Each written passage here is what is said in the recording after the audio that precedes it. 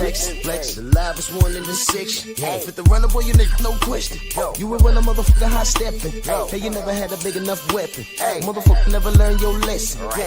I'm a 88 pack nigga. I'm a 88 pack nigga. I mean, day walker, drink blood, fangs out, full moon, motherfucker change like a hoe. I'm just a nigga from the hood trying to stack a little cheddar for the money. Yeah, buddy. Yeah, buddy. Drew Titan Bronx on deck. Shout out to the mighty LDBC. You already know what time it is, man. Hold on, let me close this out. It's making noise. Let's do this roll call real quick, waiting for a guest to show up. If he's having difficulties, we'll just continue on with the conversation. And we'll see him when we see him. Mark Wonderlick, Jimmy Bernard, Woke, Steve Elder, Mac, Tay, good evening. Rod Neal, Tay B, G McCall, Sam Mack, The Audacity Podcast in the building. Taiwa, Mel Lane, Shaquilla Fields, salute, Queen. Gerald Freeman, Clarence McClain, No Duck Zone Podcast in the mother effing building. Salute. If I miss you in the chat, know that I love you. Big things popping. Know what I mean? Stormy, how you doing, good bro? Salute, bro. I'm doing very well. Blessed to be here and ready for another roundup of the Strong House. Yeah. Let's get it. Mind of Mansa Musa. Salute, Brody. Yeah, so let's talk some boxing because that's refreshing. ES, salute, sis. It's refreshing to talk some boxing, man. I had to catch the replay of the Sonny Edwards fight. Mm-hmm. Man, oh man. That was good. That was good. Antonio MMA, salute. Let me tell you what I saw. Now I did pick Sonny Edwards to win. And of course he didn't. From what I've seen, so I had to go back and watch it when I came home. Sonny wasn't fighting the guy that he thought he was gonna be fighting. He fought a different guy. Similar to Boots. He thought it was gonna be round 13 of a fight that he won easy. And he said, oh man, Karen ain't having it. This is not the guy I fought. Sonny, after round one, he was in oh shit mode. Like, what the hell is this? He wasn't out of shape. He trained. He was literally, if meeting the better man that night was a fight, that's what it was. And I believe after round 3, he said he didn't even want to be in there anymore, but he was just in there working. And salute to him. I'm not going to drag him or anything like that. He did the best he could with the tools that he had. I didn't hear anything about him having an injury. I didn't hear anything about him having a bad camp. He was just in there with a guy who wanted it just as bad, but the drive was a little more on his opponent's side. And nothing he did was working. And it was simply just one of those nights. Those men had history. And his opponent simply smashed the gas on him. Mm-hmm. And there was nothing. Stay ready, salute. There was nothing that he could do. There was nothing he could do. And that's what I saw. I mean, he didn't quit. It's like, let's go ahead. That's not working. Let me do this. That's not working. Everything he did didn't work. And all he had left was his will. And between that dwindling in his corner, knowing their fighter, they said, F it, man. We're not going to go to the final round with this. We can't do this. Let's just stop. Because your corner you're supposed to know your fighter. And that's what I saw. Shower, salute, Queen. TD Sports in the building. 88 Sports Talk, salute. And I want you to reiterate your thoughts. Because I listened to your post-fight. But your thoughts on that. So reiterate that, please. Yeah. First of all, I want to salute Galal Yafai, who came out with a very determined effort. You could see that though they had their face off and had conducted interviews and had their pre-fight build-up pressings and whatnot, he never displayed the energy that he fought with during that, which was a nice disguise, meaning that when that bell rang and he pounced on top of Sonny Edwards, it's kind of like, you remember in the movie Gladiator when they first put them in the arena and they opened those traps and the lions came out of the traps. Yeah. And it startled everybody because it's like, oh, what's that? The ground. Yeah. That's how Yafai came out on Sonny. And he wasn't prepared for that Galal. Right. He probably thought they were going to come out and fill each other out, and Galal was going to hit him with hard punches, and he would have to, get into his flow. But it didn't work that way. Now, to revisit what I had said, starting from behind like that, there's a couple of ways to slow that down. I want to take you back to a fight that took place years ago between Lennox Lewis and Mike Tyson. When Tyson came out in that first round, he was very rambunctious. He came out throwing his haymakers like he does and everything. Yep. Lennox did catch him with an uppercut that seemed to hurt Mike. Mike kind of, he bluffed his way through that and made it to the end of the round. Two interesting stories began to take place between the rounds. In Tyson's corner, he was telling Ronnie Shields, "He hurt me, Ronnie," which was amazing because we never heard Mike say something like that in his corner before. And Ronnie was not with him, but for that training camp, for that fight. So I don't know how well Ronnie knew Mike in the gyms, but we know Mike had an assortment of trainers after he left Kevin Rooney. So that was very interesting. But in Lennox's corner, Emmanuel Stewart was telling him, just stay with him because all of that energy, he's going to burn it off right away. Just tie him up real hard, walk him back, put your weight on him, push him off, push him backwards, stick your jab in his face, a stiff, hard jab, because he said he's not going to be able to fight the entire fight with that type of energy. Right.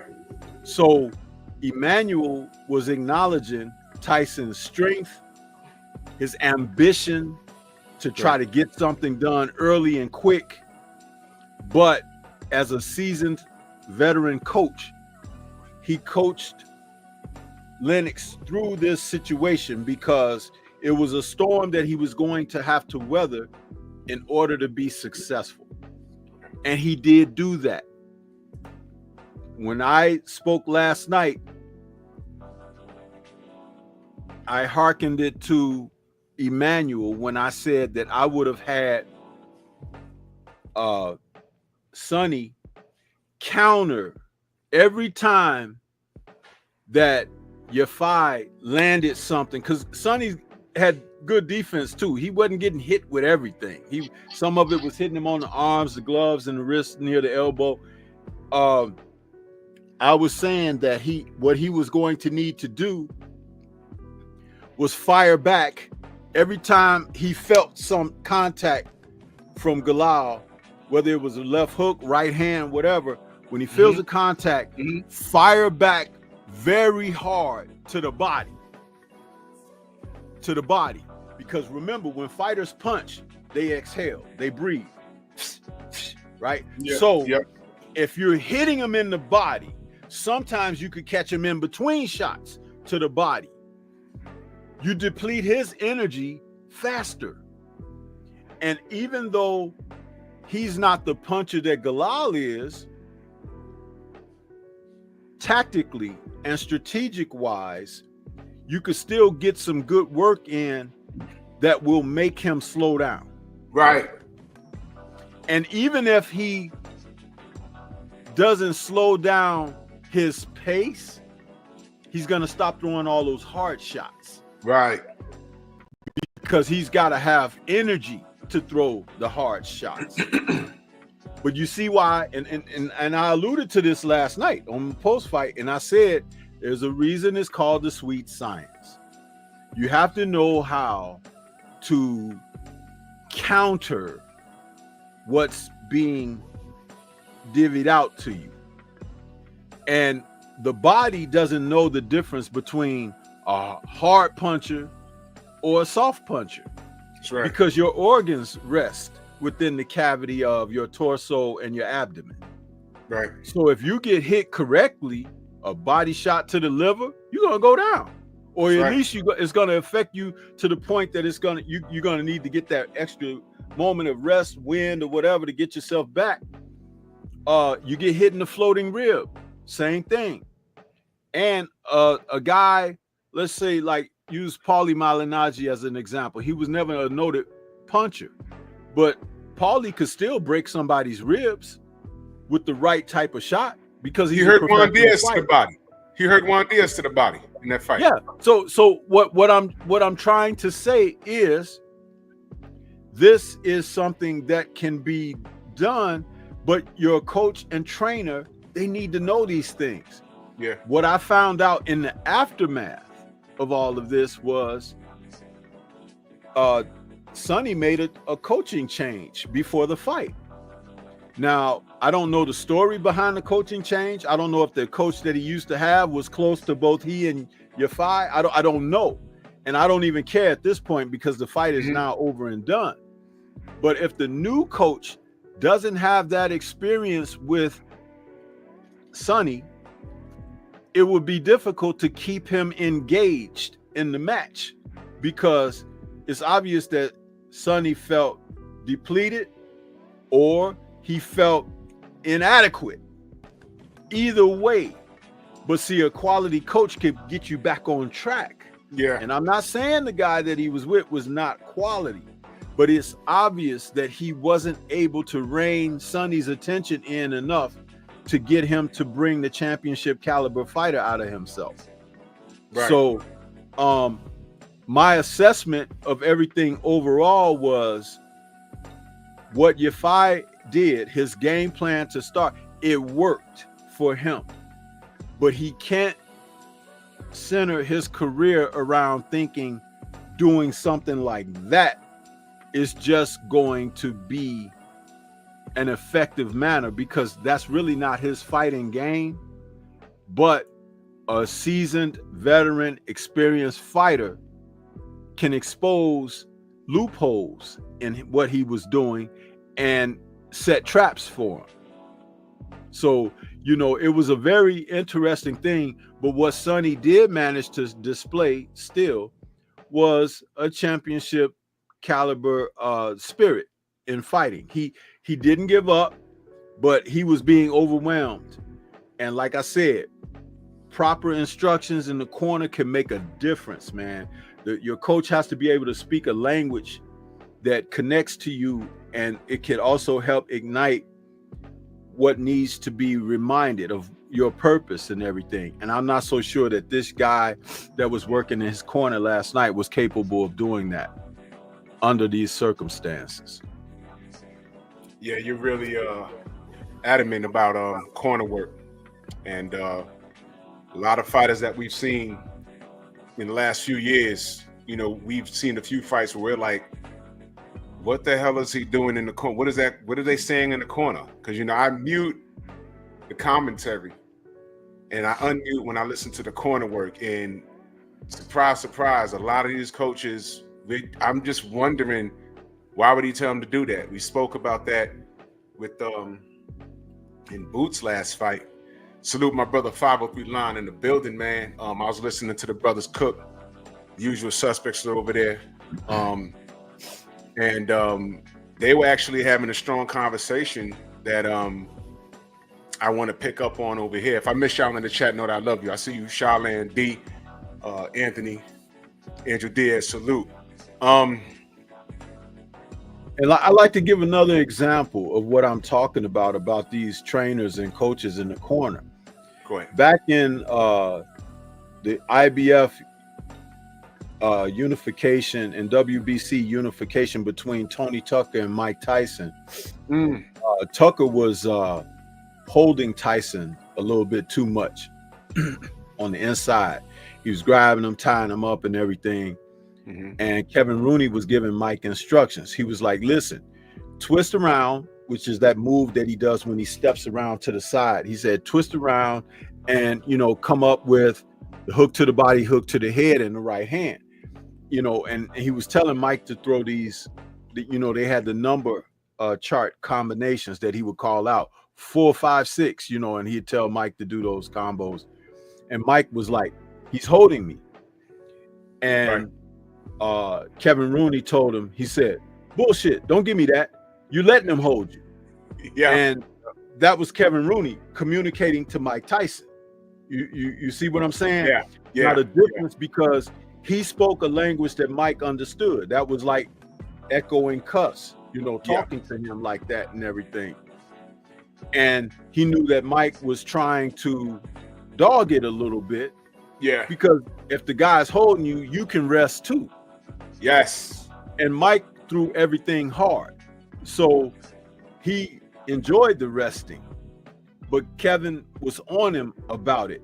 And then, you know, after a few rounds of Tucker being successful in doing that, when Mike finally broke free from that and started just letting his hands go, he began to outpoint Tucker.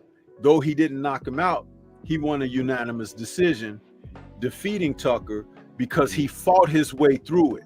Yes. You know what I'm saying? Yes. And that's what you can credit a lot of that to Kevin Rooney pushing him and not letting him dog it, but being on top of him, knowing that if I let Mike do what he wants to do, Mike is going to turn this into a sloppy, ugly fight. You know what I mean? So he understood that.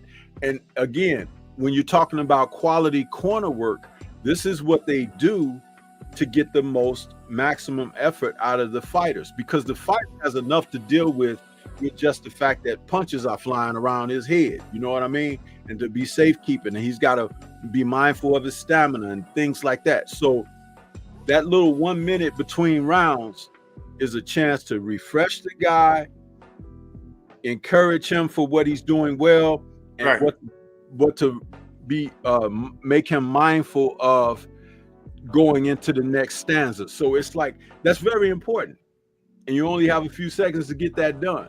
But the experienced guys know how to get that done. It makes all the difference in the world, you know?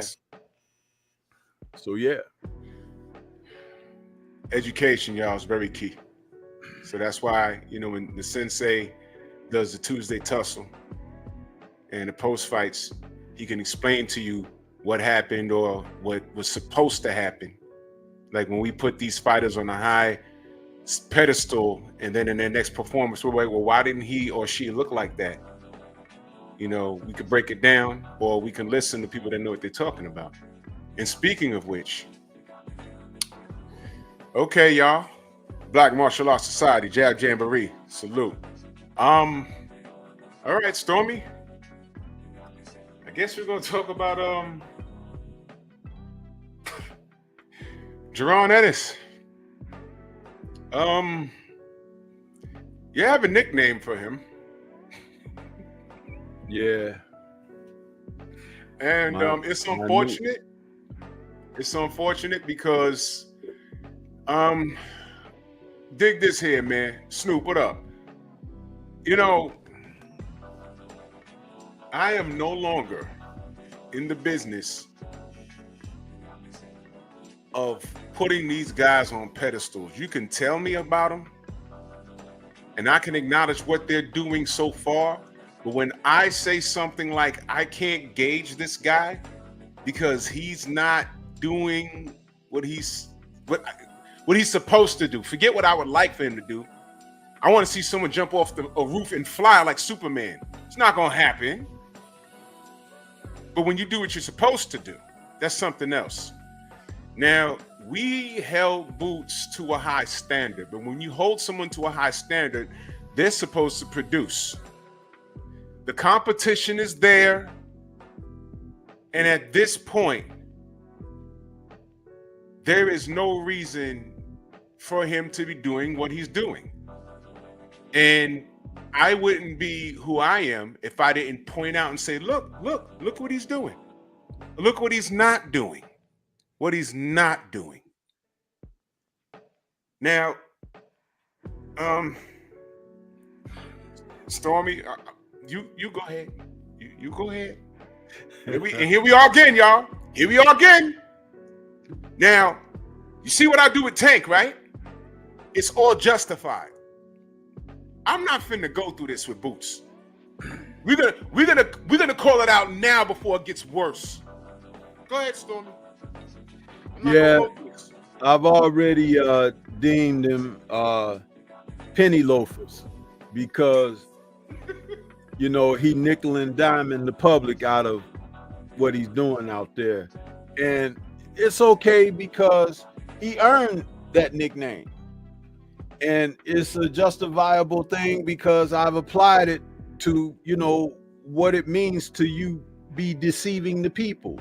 When somebody tries to tell you, hey man, I got this Blu-ray player, man, just give me $20 for it, and the box is all sealed up, it looked brand new or whatever, and you decide, I'm gonna take that chance. You pay the dude $20. You get home, you open the box, it's a bunch of bricks in the box. You know what I'm saying? You got penny hustled, huh? So what we're seeing is more the same from a guy who's coming behind a whole era of his present contemporaries doing the same foolishness. And it's time for us to stop anointing and awarding these guys. Now, remember, I was one of the first ones to use and associate Roy Jones' name with his name, speaking about talent and the potential of talent, right? But I never said he was the new Roy Jones or he's going to be like Roy Jones. I said, when I first made the comment, I said, he reminds me he has Roy Jones-like talent, meaning he's very athletic. He has great fast twitch muscles, especially good hand speed, pop on his punches, and he has the ability to be a little bit elusive. He can evade punches and stuff, but he can switch also. And I remember people started saying stuff like, oh, he's like the new Roy Jones and stuff. And I never said that. I never said that. I was asked earlier today on my show by the brother B Mac. Salute to B Mac. He said, do you think he's a good boxer? And I said that I don't believe he's been put in a position where that's been on display. Now, whether he can do it or not, that's what that means, because he had a chance to do it against Karen in his rematch. But he never made the adjustment to what Karen was doing to box his way to victory. He kept trying to look for big shots. He kept trying to look to hunt the guy down. And what was his corner saying? What is his corner kept saying?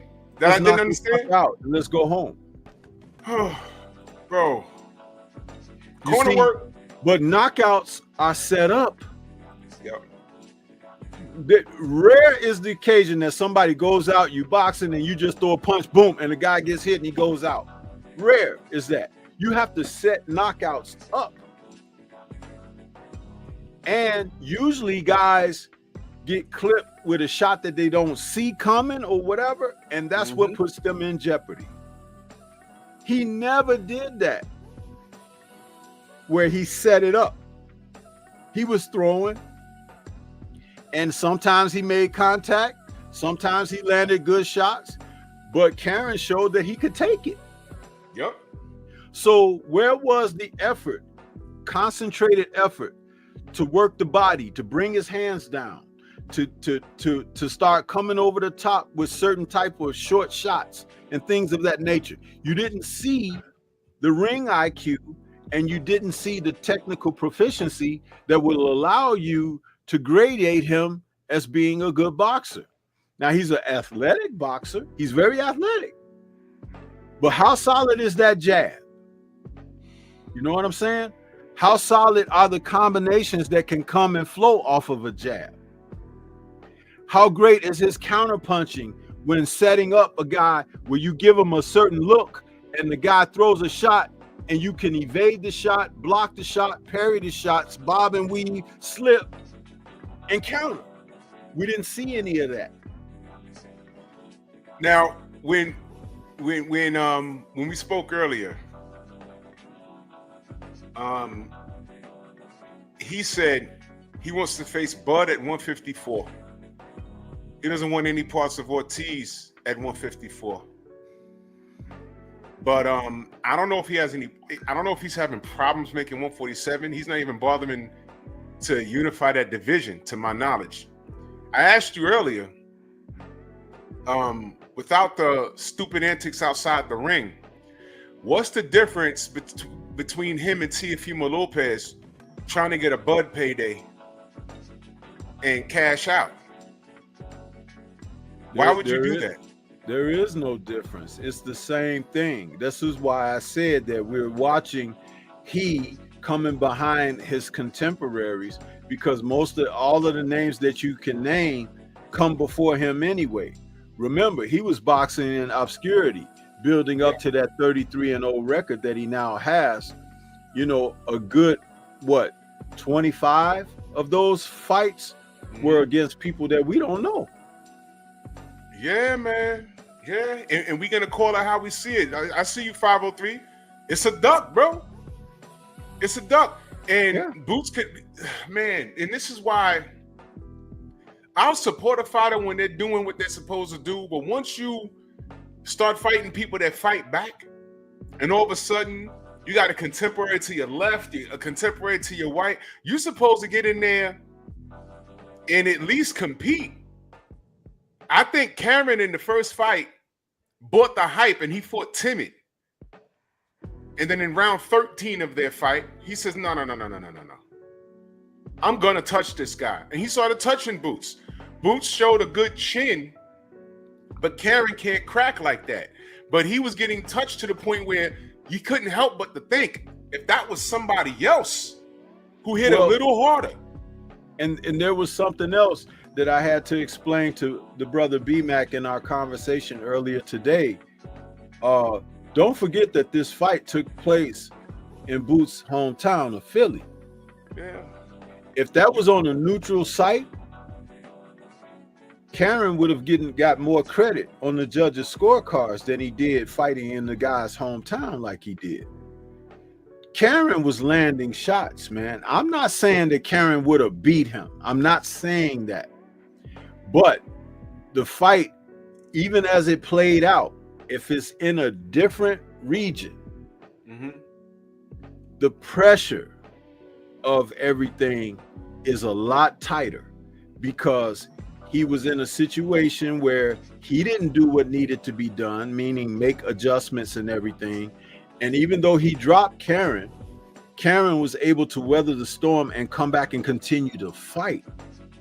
That rings to the hearts of anybody watching boxing, that a guy gets dropped and he gets up and keeps on fighting and everything. Why you think Rocky is so popular? You know what I'm saying? It's the ability to come back from the edge of destruction and still be giving your pound of flesh or trying to compete. And he did not sound like a solid winner after the fight, did he? When he was being interviewed by Chris, what's his name? Chris, the guy we don't care for too much. The DAZN announcer guy. Chris Mannix. Chris Mannix. When he was being interviewed by him, he didn't sound like he really. He sounded embarrassed, man. Yeah. He sounded embarrassed. Yeah. Because he was expecting a dominant performance. And he sounded embarrassed, man. And I felt for him like, bro, calm down. The guy showed you a different style. All right. Your corner work, to me, the corner work wasn't up to par. Calm down. Watch some film. And you got to be a Marine in that ring. You got to be able to think outside the box. And he didn't do that because he's listening to his damn corner. And his corner, in my opinion, Boozy wasn't giving good advice. So now moving forward, the Ortiz situation, he's not looking too good in that. No, not looking too good. Let's be honest. He's looking bad. Did Eddie if he gets hit with the shots by Ortiz that Karen was hitting him with, he gets knocked out. It's going to be a problem. No, he gets knocked out. He said if he gets hit with the shots by Ortiz that Karen was hitting him with, he gets knocked out because Karen found a pattern. He would step back, step, feint, come in, and boom, throw that left hook. He was landing it. You and I were on the phone talking about it. Yeah, he landed it like 8 or 9 times. Again. He just hit him again. He landed like 8 or 9 times in like 3 rounds. I said, God damn. We said, if this dude has some pop, and you know what we said? If that was Brian Norman Jr., he's on the floor. He's on the floor. It's over. And that's why you got to rethink it. Like, why are they smashing the gas on Boots? Because they know. Now you're thinking like, hold on now. They know something we don't know. Or do we now know? And now this Virgil Ortiz stuff, and now he says, I want to go to 154 for Bud. It sounds like you're trying to get a check before shit get real bad for you. And let me tell you something else. Eddie Hearn said that Bud knew about this contract shit. He tried to say that Boots didn't know. Eddie Hearn said, no, he knew. So there's a lot of like fugazi shit going on now. Now let me tell y'all who's in these rankings. Now hold on before you go to the rankings. Let me say this about the Brian Norman thing. Yeah, there were so many people out here, and salute to our brother Blue Blood because he's a hard grinder and he gets information from specific sources that really we wouldn't have access to the information if he wasn't graced with that. So I respect a lot of what he does with the work that he brings to the social media. And when they were negotiating with the Norman Jr. camp for a unification bout between both men who had yet to defend their titles yet. Boots hadn't defended the IBF and Norman hadn't defended what he has, the WBO. So you're looking at 2 men that will come together for unification. Yeah, Boots is a few years older, but at the same time, Brian Norman is in a position that he's just on the cusp of breaking out himself. And his win in a championship title bout, he won in spectacular fashion. So he's got some fire behind him right now.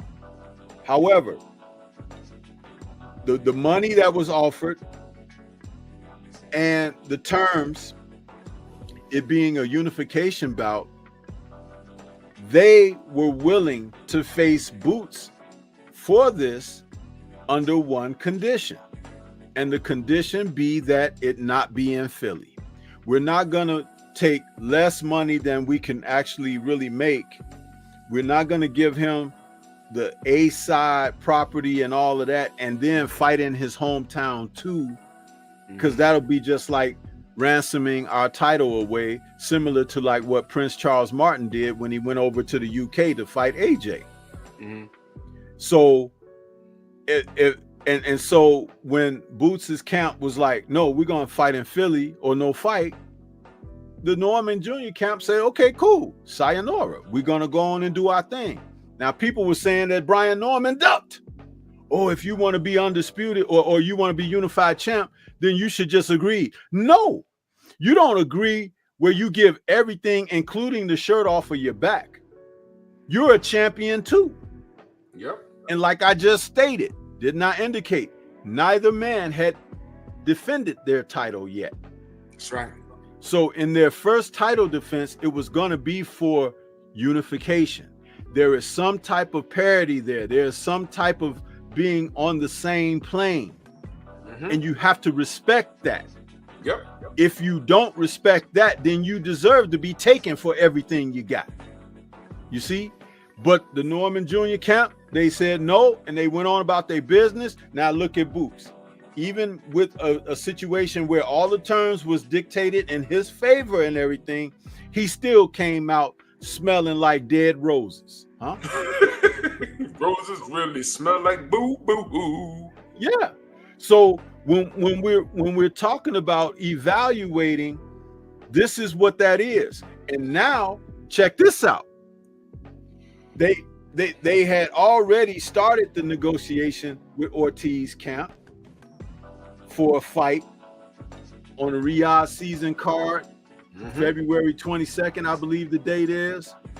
They were already getting geared up for that, right? Yep. And now the backlash and the people, the public sentiment and everything, maybe Boots ain't what we thought and blah, blah, blah, blah, blah, everything, all of a sudden now it's like, oh, I want to stay and I want to unify at 147. Yeah.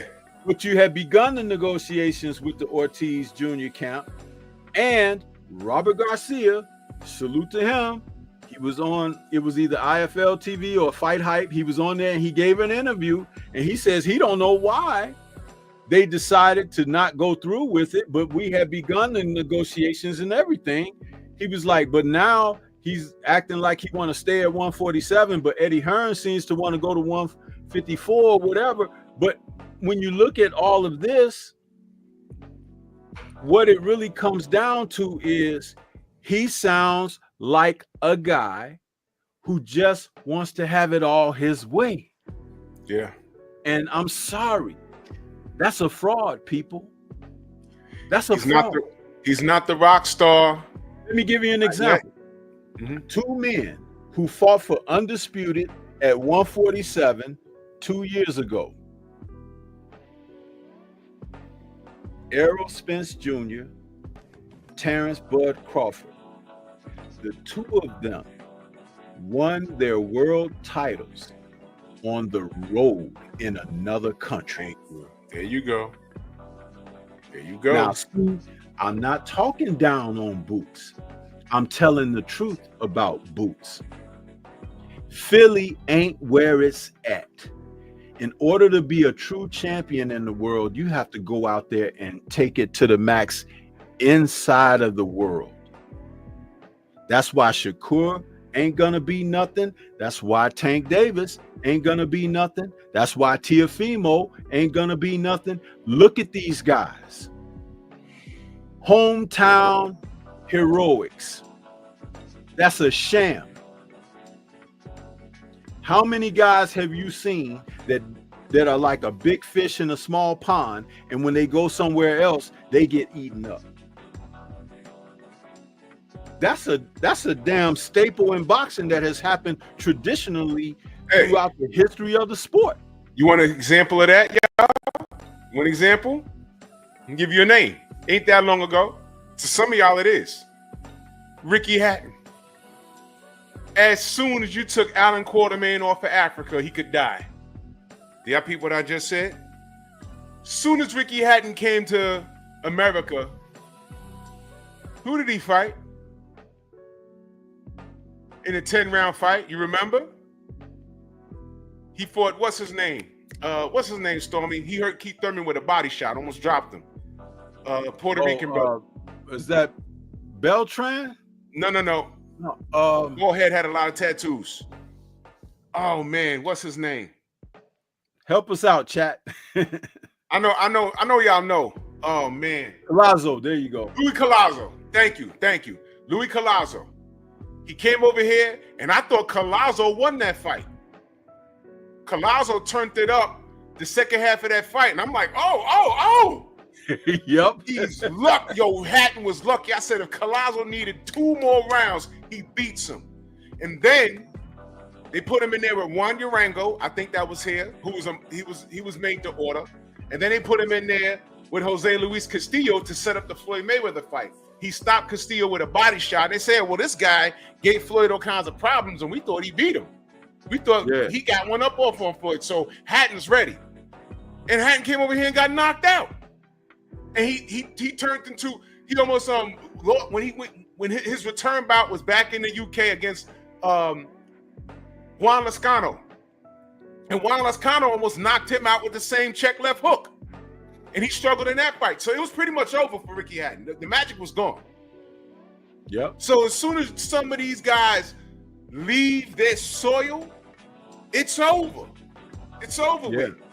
And you're starting to see certain things. Whether they're fighting in their city or they get comfortable in another city where they can sell some tickets. It's the same crap. You took Jeff Lacey and sent him to the UK with Joe Calzaghe. Look what happened. You see what I mean? So this is like not new. So you gotta wonder. Go ahead. You know, when Penny Loafers, before he signed with Ed Hearn, I had said, did not suggest, Drew, you remember me saying that he should take his show on the road and build up, going to fight in some other countries, get on some undercards. He could be on Matchroom undercards over in another country where he's not headlining, but he's getting that experience, because the experience is very important. You don't just go to a new nation not understanding what that is, because you weren't in the Olympics, you're not well traveled. You need to be able to do this. And somebody said to me, I think months ago when I was on that conversation, they were like, well, he don't really like to travel. Tough tamales, baby.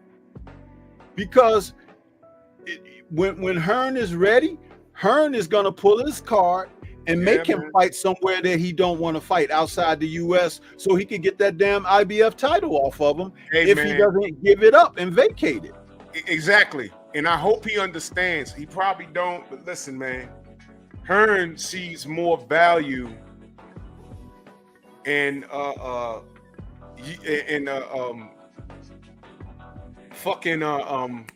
this cheetah, the egg swallower.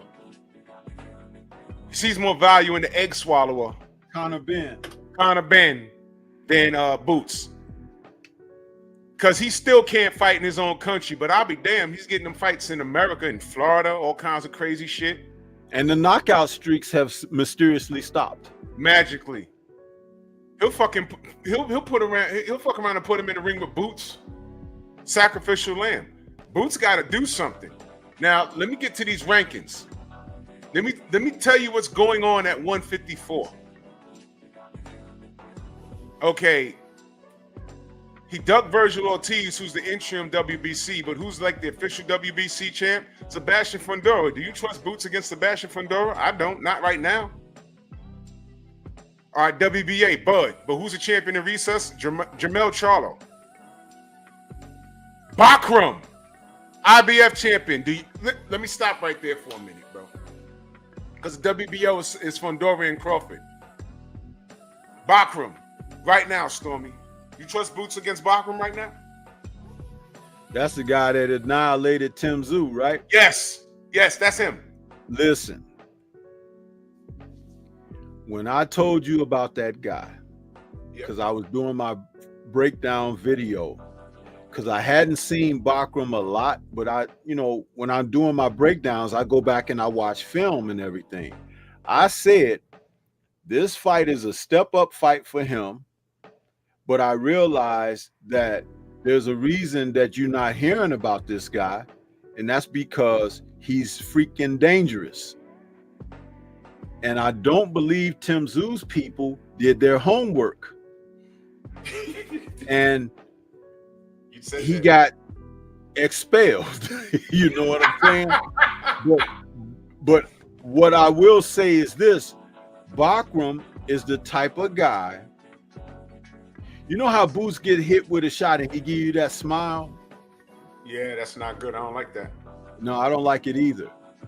But a guy like Bakram will take his heart and administer the type of beating that you all just don't want to see penny loafers take. I'm telling you, you don't want to see that, because you're going to be wondering like, well, man, why couldn't he just, because it ain't in him. Nope. He's a front runner. How many of them are there? Plenty. You're seeing them all across the board. Why you guys think I speak so highly of Oshaki Foster? That young man has come from the mud and got it done. They even tried to send him places to lose, and he pulled victories out. That's why when they pulled that crap with Roberson Conseco before this rematch fight of theirs, I was so livid about that, because they were doing whatever they could to just try to lift that belt off of that man. And he had worked hard to not only win the title, but retain it. And let us not forget, Shakur ran away from him too. Say that one more time. Shakur ran away from Oshaki too. He did hop divisions, y'all. That really happened. But let's not harp on that. And salute my brother Thomas. He says, you saw Xander Zayas accept the fight with Ortiz. Hey man, I'm for that. Yeah, I'm for that. I think right now at this point, let me tell you about Xander Zayas. I like the kid. You know, New York is big on him. Half of Puerto Rico's out here. They're really big on him. Every time he fights, it's at the Hulu. I think they have him on like the undercards the day before the Puerto Rican Day Parade. Puerto Rican fans always support their fighters. He has the look. He has really good skill set. This is a step-up fight for him. Does he win it? That's a conversation to have. How do you think he does versus Virgil Ortiz, since Boots don't want to do it? Well, salute to Sergey Bohuchuk, who should have got the victory over Ortiz. For some reason, they wanted to, Golden Boy just wanted to keep him undefeated. But he lost that fight to Sergey. He got dropped twice in that fight. Yeah. But I'm going to say this. Sometimes a young talent like, what's his name you just said? Xander Zayas. Xander, sometimes a young talent like that can break out. Sometimes, because it's not only the fact that they're talented enough to do it, sometimes they be wanting it. You know, it's almost like, you ever seen a beautiful horse in a barn, and they take him out the barn to let him go stretch his legs, and he runs out in the field and he looks so graceful and everything. It's like, look at that. That's a thing of beauty. Sometimes young talents in boxing can happen like that, and they're not forced. They snatch it. They snatch the opportunity. And Virgil has been vulnerable. He has been vulnerable in his last fight. He has been vulnerable when he was at 147.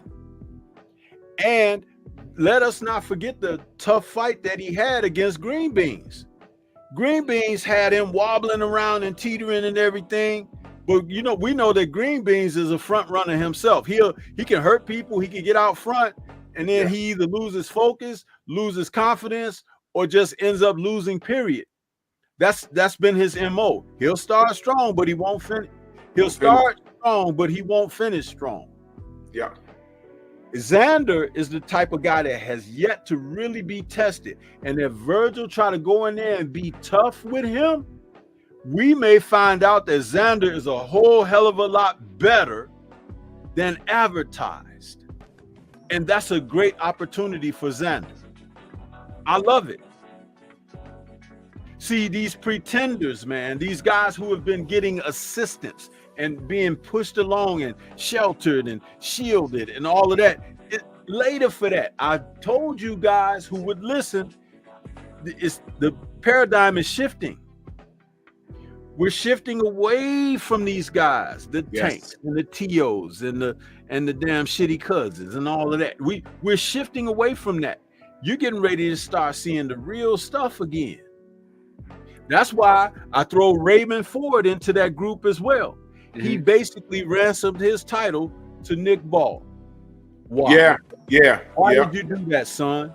You're gonna find it very difficult. You think you're just gonna jump right back into title contention? No, these other guys who got titles, they're gonna beat the crap out of you because you've already shown your yellow streak. You've shown it already. Now, where does that fight take place? Hulu Theater, New York? Where? Or maybe Ortiz and Zayas. Or maybe it's on the undercard. It's Riyadh season, brother. That was a trick question. That was a trick question. Now, if this Riyadh season, is it going to be overseas? Or are they going to have it in New York? Oh, not New York, but like somewhere in the States. My brother, Eric Montgomery. Good to see you, good brother. Salute. That's my brother right there. Riyadh season overseas, or does he throw an event here in the States? Well, that's I think that's overseas. Because we're looking at that's the undercard of Benavidez and Morel, right? Oh yeah, more on that. That's going to be on the under. Oh, it's going to be no. That Morel and that's February 22nd. Who's headlining February 22nd? I think that's Wait, that's not Morel and No, they're February 1st. Right. So something's going on because I know the Zone and Riyadh, they got shit on lock on February. Don't PBC ain't doing a mother effing thing. We're gonna talk about the PBC in a second, but they got it on lock. But Bibble and Bitter Beef. Thank you. Okay, thank you. Yes. Jarrell Freeman wrote it in the chat. Bibble and Bitter Beef. Yes. That's their rematch. Yeah, thank you for that. Because we're going over so many fights. It's like sometimes we get the dates kind of mixed up. But so I would like to see February 22nd. I would like to see Zayas and Ortiz on neutral ground, Riyadh season. I would like to see that. And I see and that's in Saudi, bro. It's in Saudi. In Saudi? That's cool. I see 503. You say Ortiz hasn't had a home fight. But neutral ground, I like that, man. And if it's official, I would love to have a panel and discuss who wins that. I think Zayas is ready. This is a coming out party for him. Ortiz has sold a lot of dents in the armor, but will the experience and the fact that he feels he hasn't had a blockbuster signature win, I don't know. He might want to, the Mexico versus Puerto Rico thing is always there, so that I have a lot of interest in that fight. Measure just says, does Macaulay have a fight? He's in camp for someone. I got to get more info on that, but I think he does. And speaking of David Morel versus David Benavidez, y'all. Gerard Harlem in the building. I got a problem, y'all. I got a problem, and maybe y'all can help me. I need to know, is this shit Photoshop, man? Is that for real? No, that's not Photoshop. Oh, Lord. Lord, help me. Oh, boy. I'll let you go first, Stormy, because I'm concerned about this. This is concerning. What's going on? I want to acknowledge this is a product of PBC. Thank you.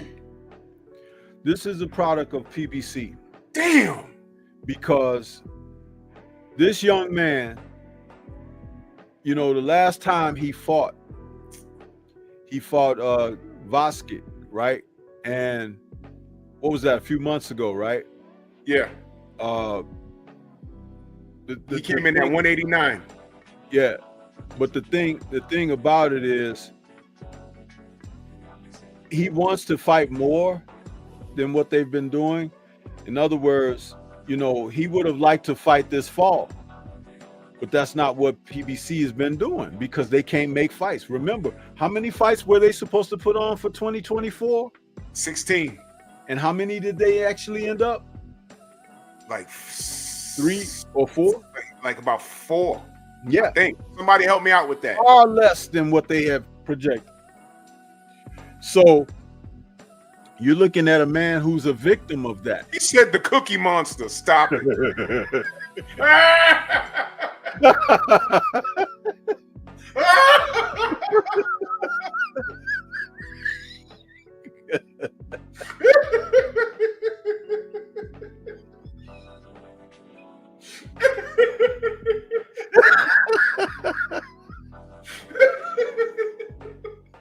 Oh, damn.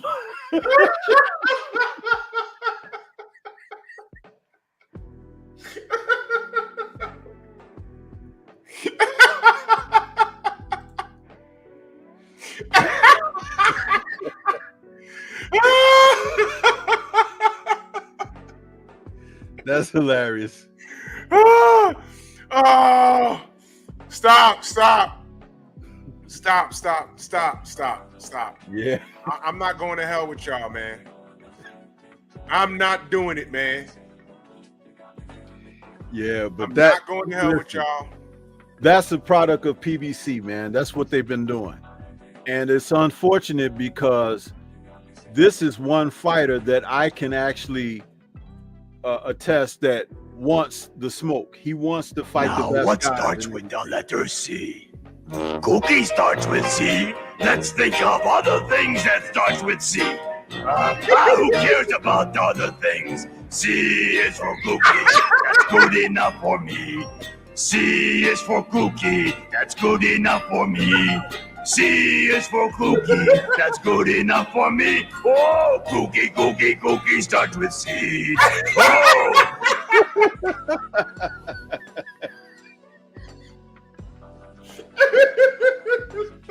Oh, man.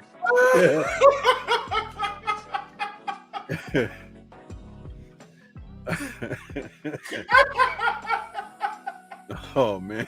I hate y'all. God damn. I got. I'm sorry. Go ahead, Stormy. God damn. No, I'm just saying that he's been wanting to, you know, face the best of opposition. He wanted Canelo. They wouldn't make the fight with Canelo, so he moves up and he takes on a dangerous fight in Vasquez, in which he didn't look as good as he normally does, even leading to people say certain things about him. But now, when you look at Morel, you know, he's not as active as he would like to be as well, but they're getting ready to face each other. Now, I have no doubt that he should be in shape by the time that they meet each other in the ring.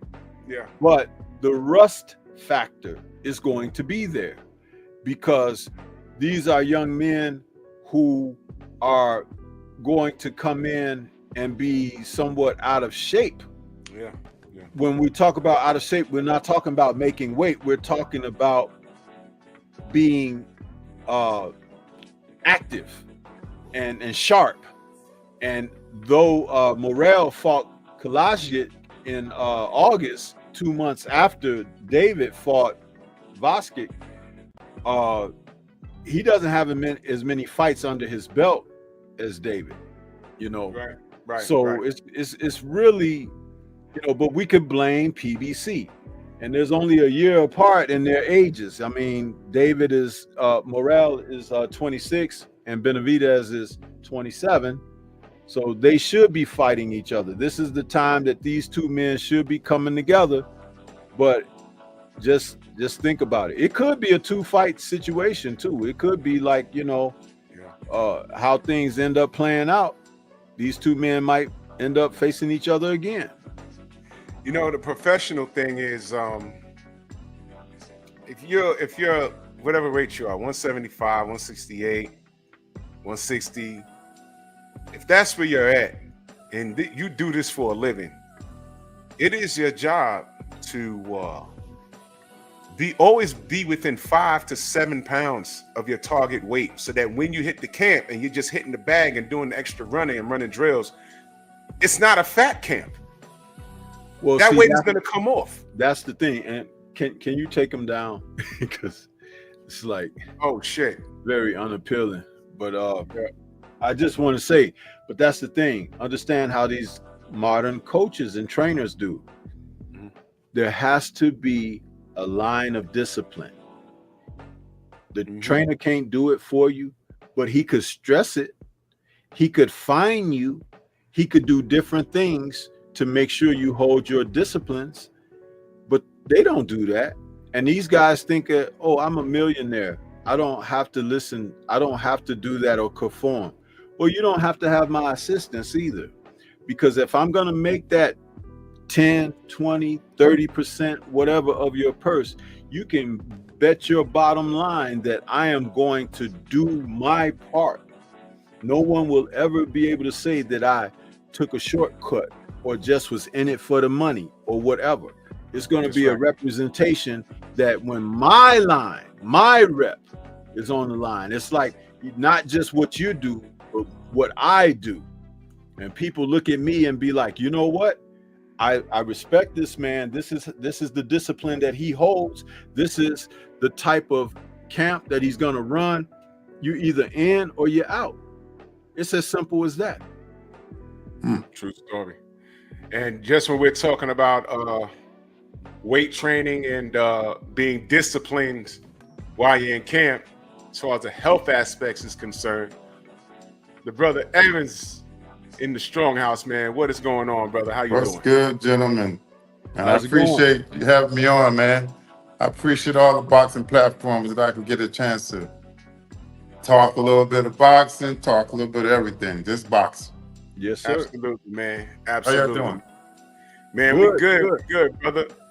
I am Drew Titan out of New York.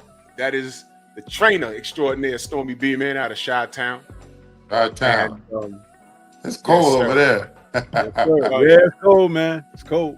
yeah, we had a cold snap, man. It was 23 degrees this morning, man. I said, what is happening? Whoa. I ain't seen that kind of weather in decades, bro. Yeah, you trust me, you ain't missing nothing.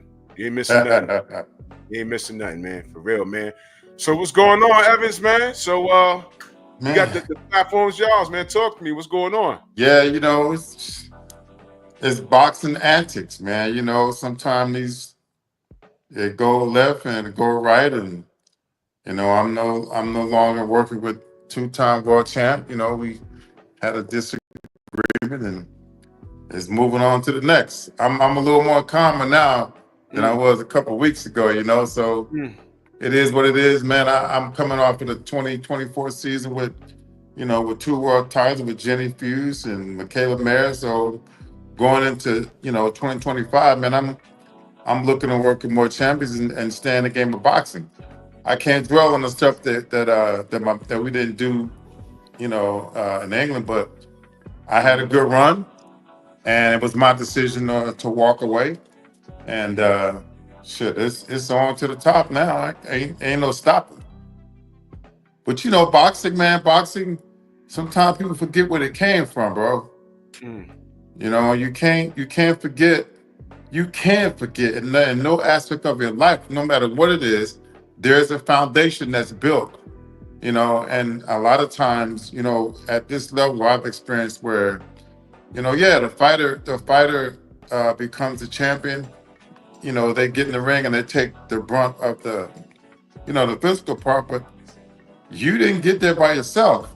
And there's a team of people that have built these fighters, and a lot of times, fighters forget, and it's crazy because I have a passion for what I do. I love all my fighters, man, but where I'm from, man, if you lose loyalty, you lose respect. Bro, the old heads in my neighborhood, they kick your ass and shook your hand and sent you home. You know, so respect and loyalty is big. I don't care how much money you're making. You know, Yeah. Evan, that's one of the reasons why I elected not to just move on into coaching professionally, because I didn't want to deal with the disloyal and the antics of people going behind your back and talking with other folks and making side deals over here and this and that. It was something that I just, elected to do that. But I've worked with some guys, both amateur and pro, here out of Chicago, did that for a number of years. And, my knowledge of the X's and O's of the sport, I can do that in my sleep. Right. And what you're talking about, just as you came in, I was just sharing with Drew in the chat that, fighters, because he had that image of David Benavidez being really out of shape at a press commercial that they were filming. Wow. He and Morel, and show the picture so he could see it, Drew. But Oh man, I was telling everybody, how do you avoid, how do you avoid this? A coach has to set a line of discipline, and he has to be able to convey that to his charges. And if the charges don't want it, then you walk. Because I am not going to support this kind of foolishness. Wow. There's too much money to be made for you to be coming in all of those pounds walking around. It's How ridiculous. much is he weighing in that picture? He got to be at least 220. That's got to be at least 200 plus pounds right there, at least. And when is the fight? February 22nd. No, is it? No, February 1st. I'm sorry. February 1st. That's February 1st. 9 weeks, right? Yup. Yeah. So now he got a fat camp. Yes. That's ridiculous, man. But you know what? I'm gonna tell you something on the real. When I competed at track and field at the Olympic level, bro, I was a big jumper, and I'm talking about big is like 180, 179. And I was bigger than everybody's muscular wise, but I had to have my own shit intact. Mm-hmm. Yeah. You know what I'm saying? Like, but and I didn't have all the big giant sponsors and shit like that. Yeah. But when you're making this kind of money, when you're making money where you can have a chef, you can have a masseuse, there is no excuse for fighters to come in overweight. And but guess what? Camp's going to be rough. And that's 20-some pounds at least. Because having you on here, and I tell these guys all the time, because you've been there, you've been in the camp with the pros and world-class champion fighters. Check this out. If you coming in the camp like that, forget the fact that it's a fat camp, but how good can you get? How sharp can you be when you're like that? Yeah. You can't. Well, yeah. It's gonna be different. Yeah, and the thing about it is, if you are staying, and this is what I told them, I said, listen, the old school guys used to do it this way. They pick 10 to 12 pounds above fight weight. Yeah. While they're active in their career. When they retire, that's a different thing. Mm-hmm. But to have the discipline to stay between 12 pounds or so of your fighting weight. So when you go to fighting, like Marvin Hagler, he did it all the time. When you saw Marvin, Marvin didn't have fat on his body at all. Right. And a lot of times when he made weight for his championship fights, another couple of pounds, and he could have fought at the junior division. Mm-hmm. Because he would come in just that honed and ready. And when he was asked, after becoming the undisputed champ at middleweight, they asked him, why don't you try moving up to light heavyweight and taking on Michael Spinks? And Hagler said, I'm a middleweight. That's what he said. I'm a middleweight, and this is where my home is. I'm a middleweight. A man has to know his limitations. Right. But you saw what you got out of him fighting at middleweight. Yeah. And so when these guys are running around here, but they want to be declared great, and they want someone to say, well, you know, by the time it's done, I want to be in the Hall of Fame. Dude, you so far away from the Hall of Fame, it's a shame, because it's like you're nowhere near that, because you don't have the right mindset, you don't have the disciplines to get yourself honed and stay within that. And I talk about this all the time as well. When guys have short matches, right? You're in shape, you go out there, you stop a guy in 3 or 4 rounds.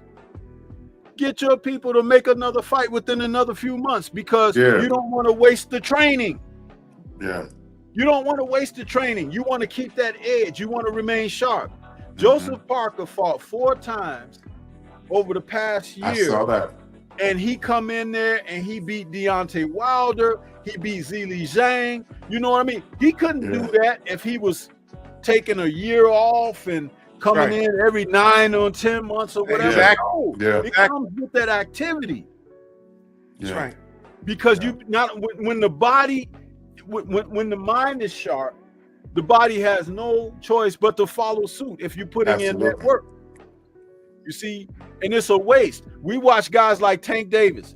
He'll go out and knock a guy out in 5 or 6 rounds, but then he won't fight for another 8 or 10 or 9 months, you know, whatever. It's like you're gonna catch you're up. wasting it. Let me ask you, Evan, okay, because you know we'll get into, because I don't know what's going on with you and Regis. I'll ask you about that in a minute. But if you like when you work with a fighter, even if they have nothing lined up, they hire you to do a job. Right. True or false? Aren't you hired to also be in their ear? Hey, listen, you're fighting at 140. What in between fights? I don't want to see you getting any heavier than 150. True or false? Well, you know what? That's funny you asking that, because that's what I did Regis' whole career. And you know, until he went out and hired a conditioning, a nutritionist.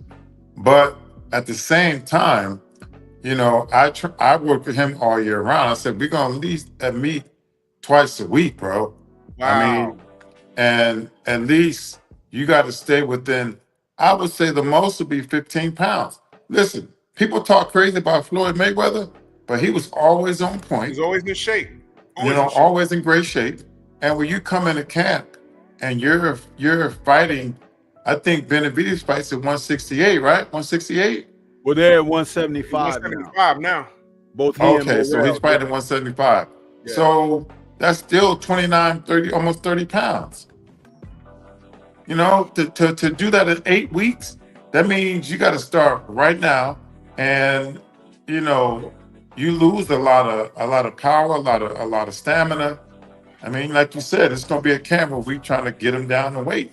That was the when they were doing a commercial to promote the fight, and we saw the behind the scenes. It's on Instagram, and I'm looking at a Morel. Morel's already in shape. Yeah, he's already in shape. The trunk is down. You can still see the outline of the 6-pack. He's not. He looked like he's retaining some water, but he can eat a head of cabbage and shit that out in a day, and he'll get on the scale. Yeah, you're right. He'll be like 178. You know right about that cabbage, huh? Oh, bro, I work out. I know all the tricks. You know, I thought I was keeping that shit a secret. Oh no, bro, that's old. I know.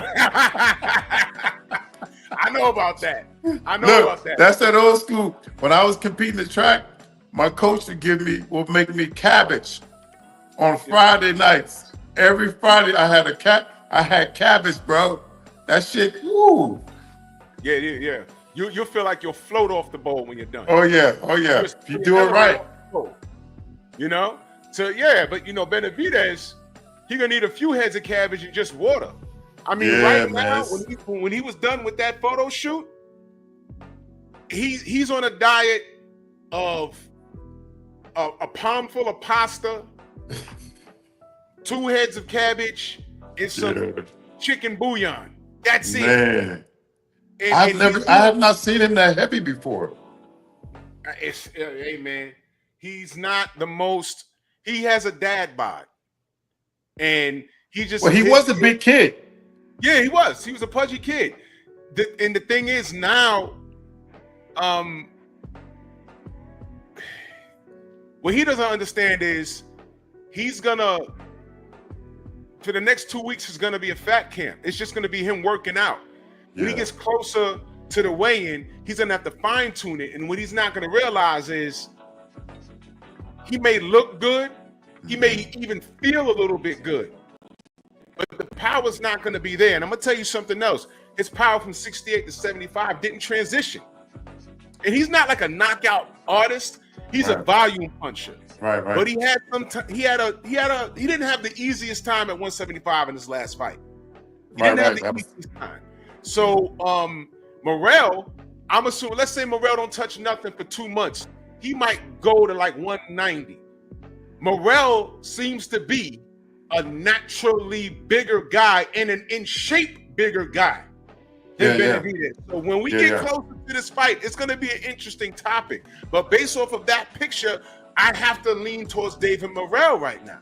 So what we talking about? A nice bet here or what? What we talking about? Oh man, Is he the underdog? I don't.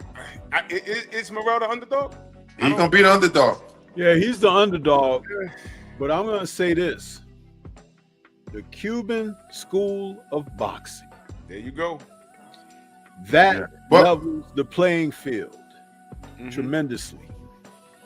Because you can believe for every Morel, there's a guy better than him that you ain't heard about. Yeah. You're right. Yeah. You know, that Cuban school ain't nothing to fuck with, man. They're serious. Morel got something that Benavidez would wish that he had, and it's gonna make a world of a difference.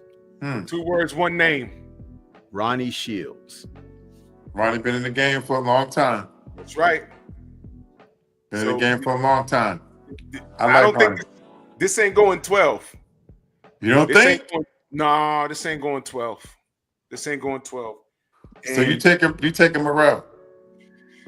Right now, I might flip when we get closer based off of because I follow him on the gram and I like David Benavidez. But I like David Morel too. But based off of that picture, I'm concerned. I'm very concerned. And I can't, in good faith right now, I couldn't pick David Benavidez right now. I got to see how he looks and how he feels when we get closer to the fight. What I like is the fact that Ronnie is allowing Morel to go ahead and take this fight. Yeah, because if he wasn't ready for this fight, Ronnie wouldn't let him fight this fight. Yeah. But I'm going to tell you something. Morel goes in there and defeats Benavidez in good fashion, or even stops him. It's going to catapult him in a manner of which you haven't seen since the days of guys like Evander and Sweet Pea and those guys. Because remember, those guys became world titleists in less fights. You know what I'm saying? And Morel, I think this will be like his 11th fight or 12th fight, which is right on par with what you're seeing when you talk about a guy like Benavidez. Benavidez is, 21 fights with 20 knockouts. Yeah. And that's, of course, he had that outstanding long amateur career. But what we're talking about when we shift into Morel, we're talking about the quality of fights that you're having. And this will be the best and the biggest fight that he's been in. Yes. But like I said, he's got that pedigree in the corner there. And they would not put him in there if they were not confident. I know that. I didn't think about that. You're right. Absolutely right. I think Ronnie's the top guy. Yeah. Man, Ronnie's the truth, man. When is the Latin month? Because I know Black History Month is February. When is Latin month? When is that? May. That's a good idea. It's February sometime. Nah, February is Black History Month, but you mean the Cinco de Mayo? Yeah, that it's May for like Latin. Yeah, May. I think Cinco de Mayo is May 5th. It's May, yeah. That's gonna be a fun month, Storm. We need to review Cubans, the Puerto Ricans, fucking Argentina. They got some big guys there, man. That's gonna be a heavy month because I want to cover all of that. Did you see the Top Rank video that I sent you? Yes. Woo. Yeah. Ooh, Argentina got some tough kids, man. Oh man, It's something in that water in Argentina. Even the women fighters are tough. That ain't no joke. Yeah. God damn. Yeah, I was remember- funny. I worked the girls' corner from Argentina in Dubai a couple of years ago, and I could have swore she won that fight. She fought this gold medalist from France. It was a husband and wife pair. I forget the names, but they were gold medalists. And the girl that I was working with, Argentina girl, beat her, double jabbed her all night, but they gave it to the other girl. Yeah, Gosh, crazy. man. So, Evan, I've been hearing some things. Didn't really read it. Shout out to my brother Thomas. He Connected us. What's the story? What happened? No, well, it started back when Regis hired a new manager. His new manager is also the manager of Sandy Ryan and Katie Taylor. So when Jenny won her first title, her world title in California, I met the guy, and I think at that moment I just found out that Regis had hired a manager. So I'm cool. It's okay. You got that's not my game. I don't care who you hire as doing your book work and all that. Has nothing to do with me. But the manager tried to call me and tell me what I was going to do and how things are going to run. I just told him, listen, I don't work for you. In so many words, Regis could have told me what his manager told me after 15 years, and I felt that was disrespectful. But guess what? I still had to roll with it. So I was training Michaela Mayer, and he was also Sandy Ryan's manager. And we get to New York, and the guy approaches me like in my space, wanted me to shake his hand. I was like, bro, I don't have to shake your hand. And a commotion. This commotion happened right maybe an hour before the Ryan and Mayer fight. I was just down there minding my business. The guy disrespected me. So I'm talking to my fight on the phone about what the situation was, and I just felt like he took the wrong side. And for me, that's no loyalty. And then the rest after that, my mind's already kind of made up. But 3 weeks later, we got to work together in Manchester. So I'm professional. I did my job, and we came up short. But I felt there was disrespect for how the situation was handled, and I was trying to walk. And then, when you talk about money, I want all my money straight out the gate. And then I didn't feel like I got paid right on the last fight. And it was too much for me to deal with. I didn't want to deal with no more. So I closed the gate and I walked off, man. Simple as that. I'm big on respect and loyalty, bro.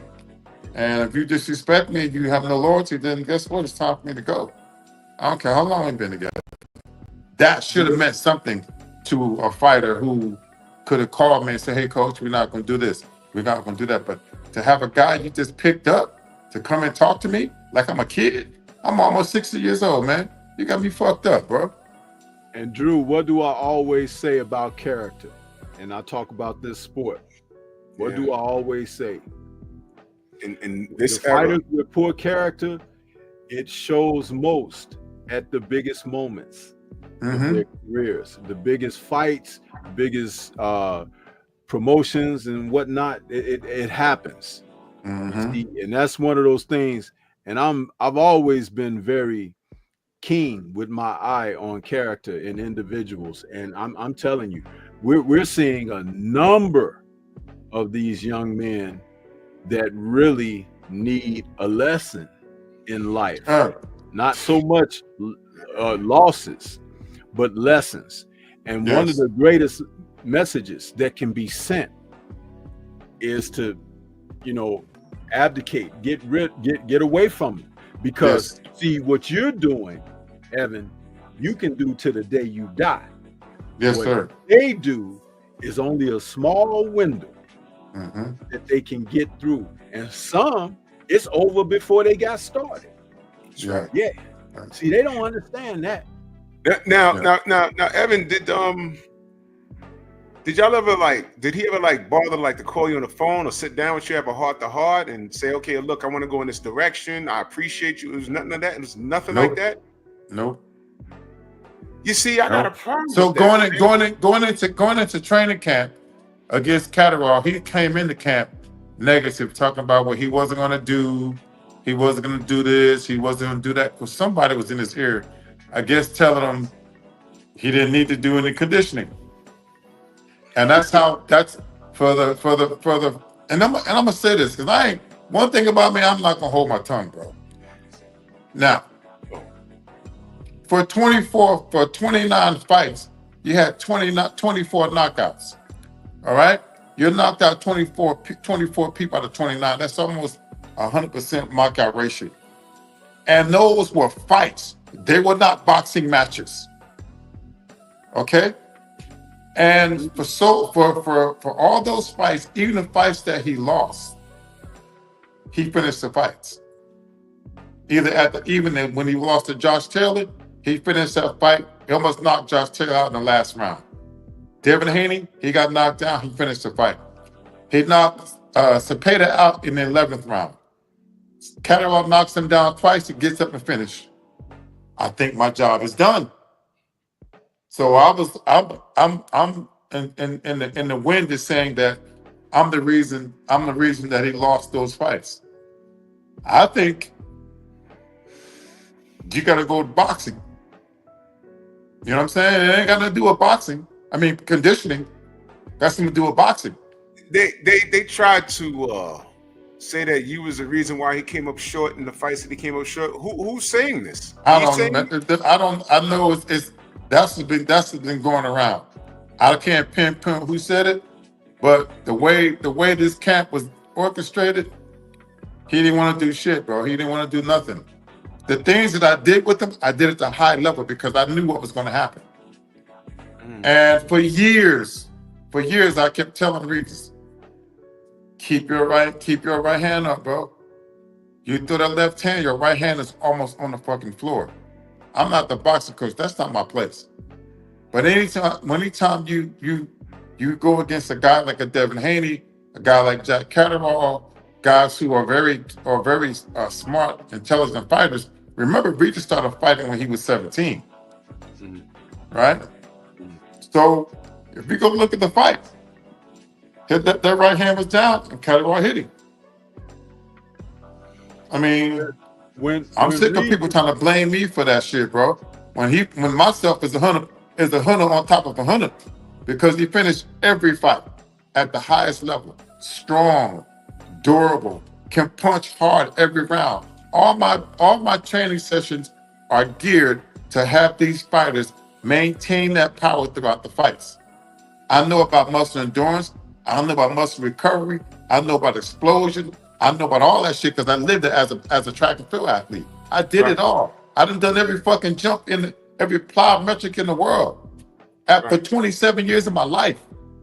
And when I got into boxing, it's biomechanical, it's recovery, it's all that in one. So I based my training off of the stuff that I'd done and then things I just learned. So, to blame me for that shit is ridiculous. And then to end it the way you ended is crazy. Not even, come on, bro. I'm okay with that, though, because what God has for Evins Tobler is for Evins Tobler. And Regis Prograis can't say nothing bad about me. Not one thing, bro. Listen, man, this is what I have to add to what you're saying.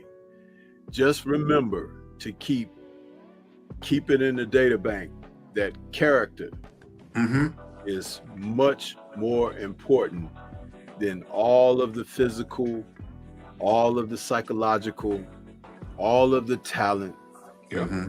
Because you have to have something to build upon, and character is the foundation.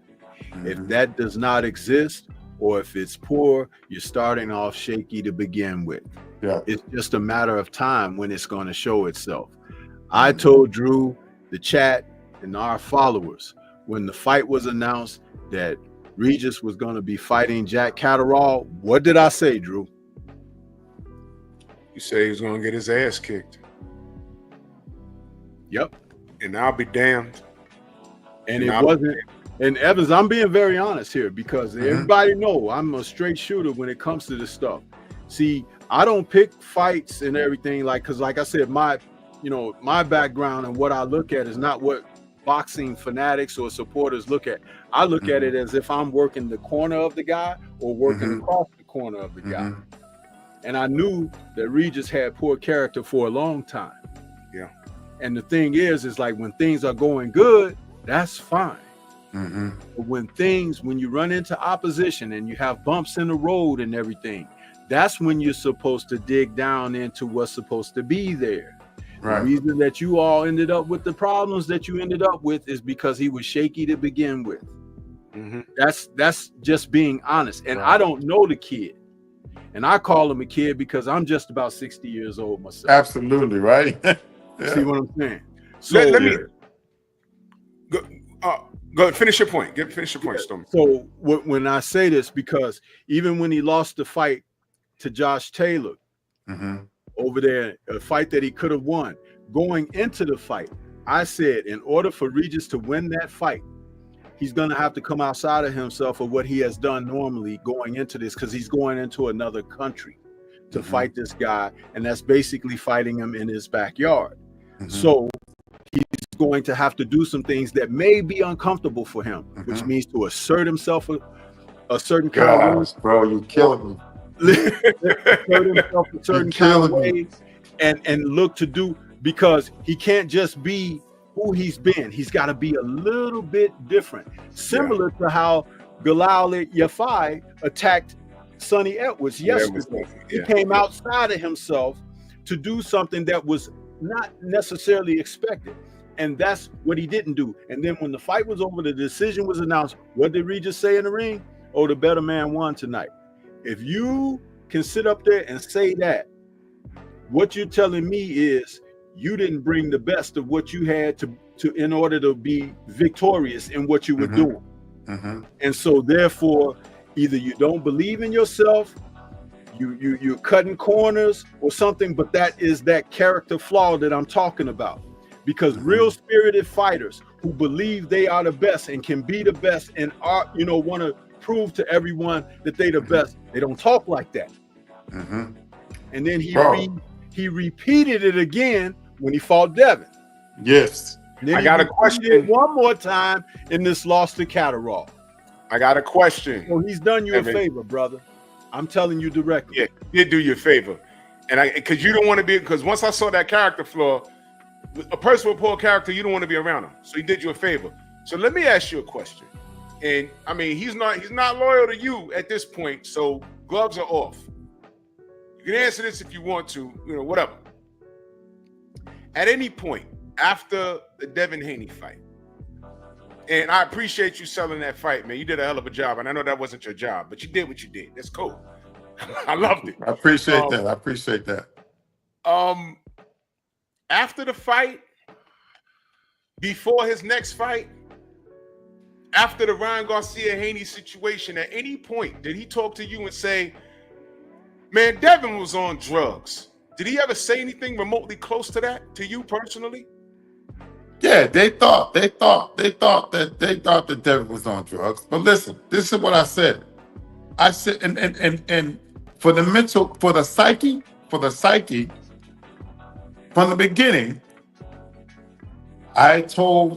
listen, and I try to stay in my lane, but I treat the kid like he was my son.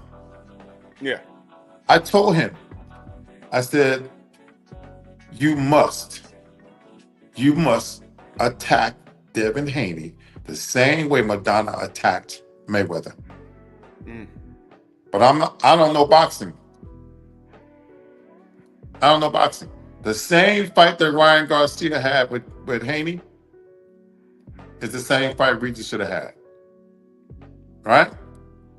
He wasn't there mentally for that fight either. He was somewhere, I don't know where his mind was. He wasn't there either for that fight. And the same with the Josh Taylor fight. I said the same thing. Attack. You have to attack. We got 23,000 people. They're not going to give you shit. You got to attack. Guess what So this is another thing. When you're dealing with athletes, you got to know what you're dealing with. And he almost knocked Josh Taylor out the last round, which is what he should have been doing in the first part of the fight. Okay. But that ain't my job. But it's my fault that the Devin Haney fight didn't go where it was. I gave the game plan away. Wow. I think that the Maidana Floyd comparison, in theory, it sounds good. I don't think that Regis has the same tools. But I get your point. And Devin maintains great distance. But I get your point. His arms was too short. He had to close the distance. He had to close the distance. Yeah. Well, see, what that's called is called selling out. You have to give a little bit of a sacrifice in order to impose yourself on the other party. You have to do the thing that makes them uncomfortable. Absolutely. And at certain intervals, when you do this, it's not just about being all out reckless, but it's done. But it also has to be worked on in the gym first. You know, you have to apply that philosophy and that principle, and you work on it. So when you do get under the lights and you decide to do these things, you incorporate it within a sense. And I tell you, for those who work on tactic and strategic means of being able to have something else to go to besides what they got of you on tape, it makes a difference. Yes. I often have told the story here on this air how Tommy Brooks and Don Turner trained Evander Holyfield for that first fight against Mike Tyson, that they spent 2 weeks of the camp of sparring where they had an assortment of sparring partners that they were putting one guy in after the other, but they had these, it was like under a minute, like 30 seconds, these drills. They ring the bell and the guys just go balls out and attack Evander, and he had to stave them off because Tyson had that opening round onslaught and he would come after his opponents. So it took Evander 2 weeks to get that down, because each time it was a fresh guy coming at him and everything, and he had to get that rhythm of trying to be prepared and everything. Right. And finally, Stormy, one of those guys was David Tua, right? Right. Oh, shit. And after they got that down pat, then they went to their regular sparring. But it was like, it was important for them to catch that, right? To catch the timing and everything. And guess what, Evans? When the fight happened, the bell rang for the first round, and Tyson ran out after Evander, and Evander was ready for Tyson to come out with that big left hook, right? Tyson throws an overhand right and damn near knocks Evander out in the first round with that overhand right. If Evander didn't take the type of punch that he's capable of taking, it would have knocked him out. But if you go back and watch the fight, you see Tyson, boom, that right hand, and it kind of knocked Evander sideways, and it woke him up because his training, he went immediately into defending himself, fighting back, and everything. But if they had not worked on what they worked on, he would have been aced in that first round, just like a lot of other guys. I tell that story often because I want people to understand this is being able to make an analogy and an assessment of what you're looking at, and how, you know, those who are ill prepared find themselves in a precarious situation, and those who are prepared find themselves on the road and path to success. Yeah, you're right. I agree with you. That's a true story. I asked that question about Regis because, to me, after the Devin loss, and I've watched his career since then, it's become like, damn, he's full of excuses. And then the fallout with you, I was like, what's going on in this camp? Yeah, it's strange. And the salute to Shawa and Thomas, he has the same trainers as Oshaki Foster. So Oshaki, you know, his career is on the upward. And I'm looking at Regis, and he's kind of like limbo, borderline on a cliff about to fall. Yeah. And I don't understand how you take the blunt of the blow for that. You're not in their strategy. You can suggest something, but he can't execute. That's not your problem. Your task was to get him physically ready for the fight. So I don't know when did this become your problem. Do you think someone told him? Yeah, he got people in his ear, bro. He got people in his ear. I know that. And you know, Regis don't make his mind up. He 1 minute he say something, next minute he say something else.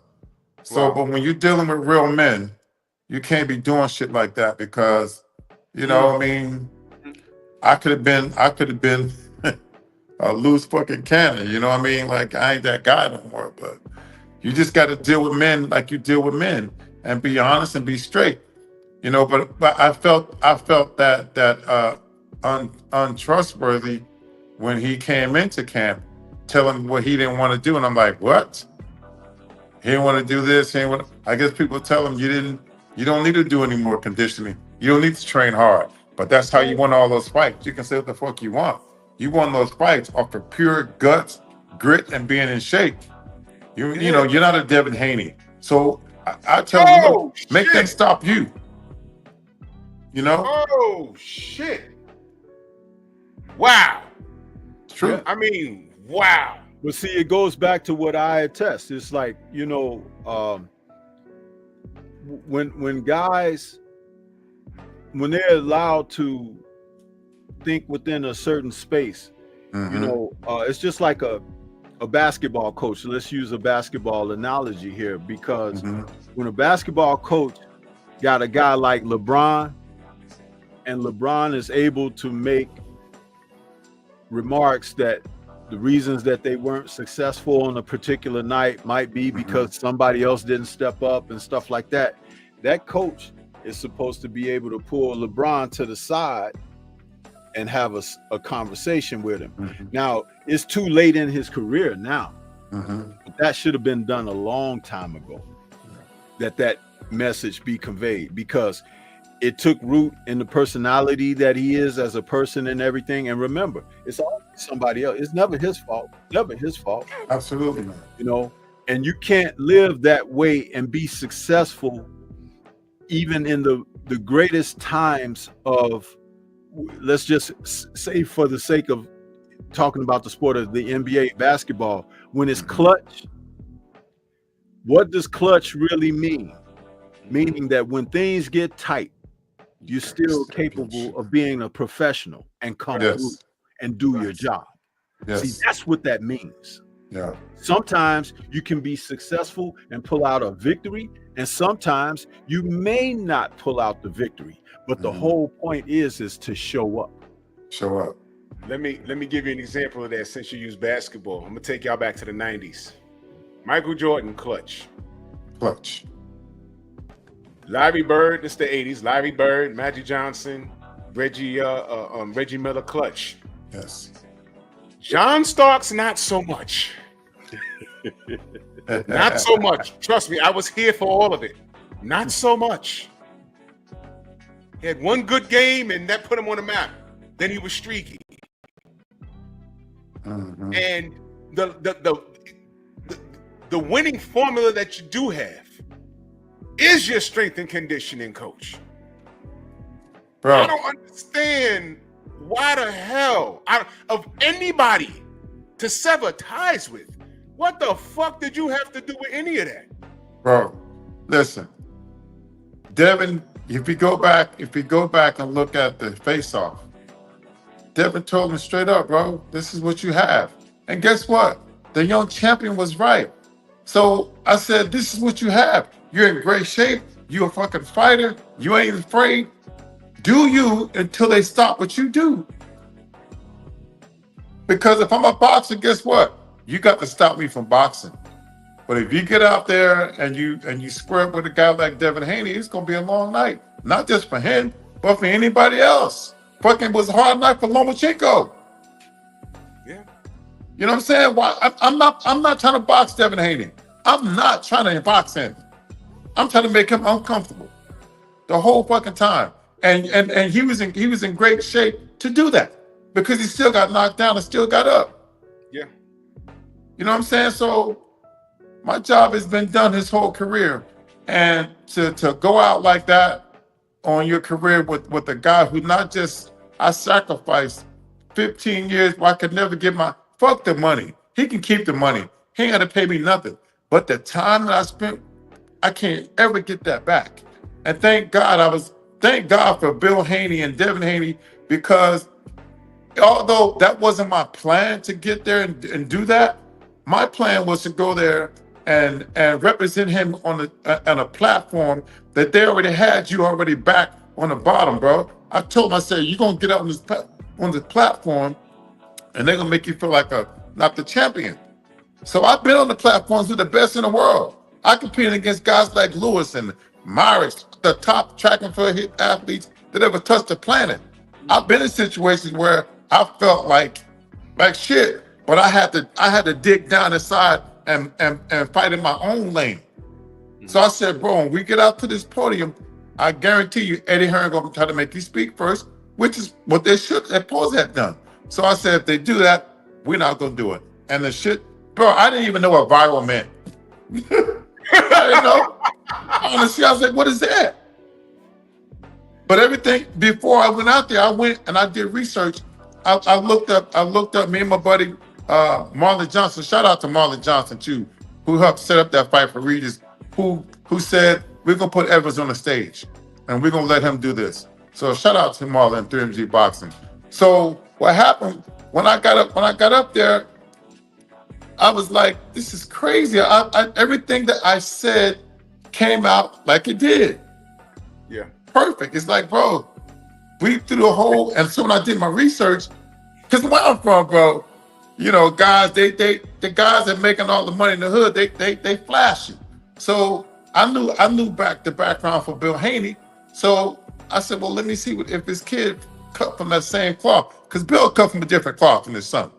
Right. So I looked him up and I was like, this is a good kid. He from private school kid. Yeah. So I wasn't gonna say nothing. I wanted to just know who I was dealing with. Yeah. So when I got out there and Haney started calling me a bum ass nigga, I said, I'm the most decorated person on this stage, athletic wise. You, Regis, your daddy, ain't none of y'all got more credentials than me as an athlete. And I said, how you gonna call me a bum ass nigga and you're a private school kid? I train private school kids. They don't talk like that. Mm-hmm. You know what I'm saying? So the whole thing, I had my notes. I had everything prepared. I knew how many fights he had, how many fights he lost. I knew his background. I knew all that. I don't know what, I must have threw a monkey wrench in the game, because Bill Haney comes back and says, you got invited. How you gonna fight the champion to the podium? It's like, wait a minute, we're in the wrong place. Well, you did do a good job in selling it. You even had me a little hot under the collar. Coach, that wasn't I wasn't even trying to, you know what I'm saying? I didn't even know I wasn't even thinking that's gonna sell a fight, but guess what? Guess what? If I wouldn't have done that, my name would have been buried behind Regis Prograis' name. My work would have been buried, because guess what? You ever Regis Prograis talk about his conditioning? He never talks about that. He talked about his boxing coach. He don't ever talk about the cut man. He'll never talk about the nutritionists. He never did that. And I told him, I said, listen, bro. And I told him years ago, I said, take a page from Mayweather.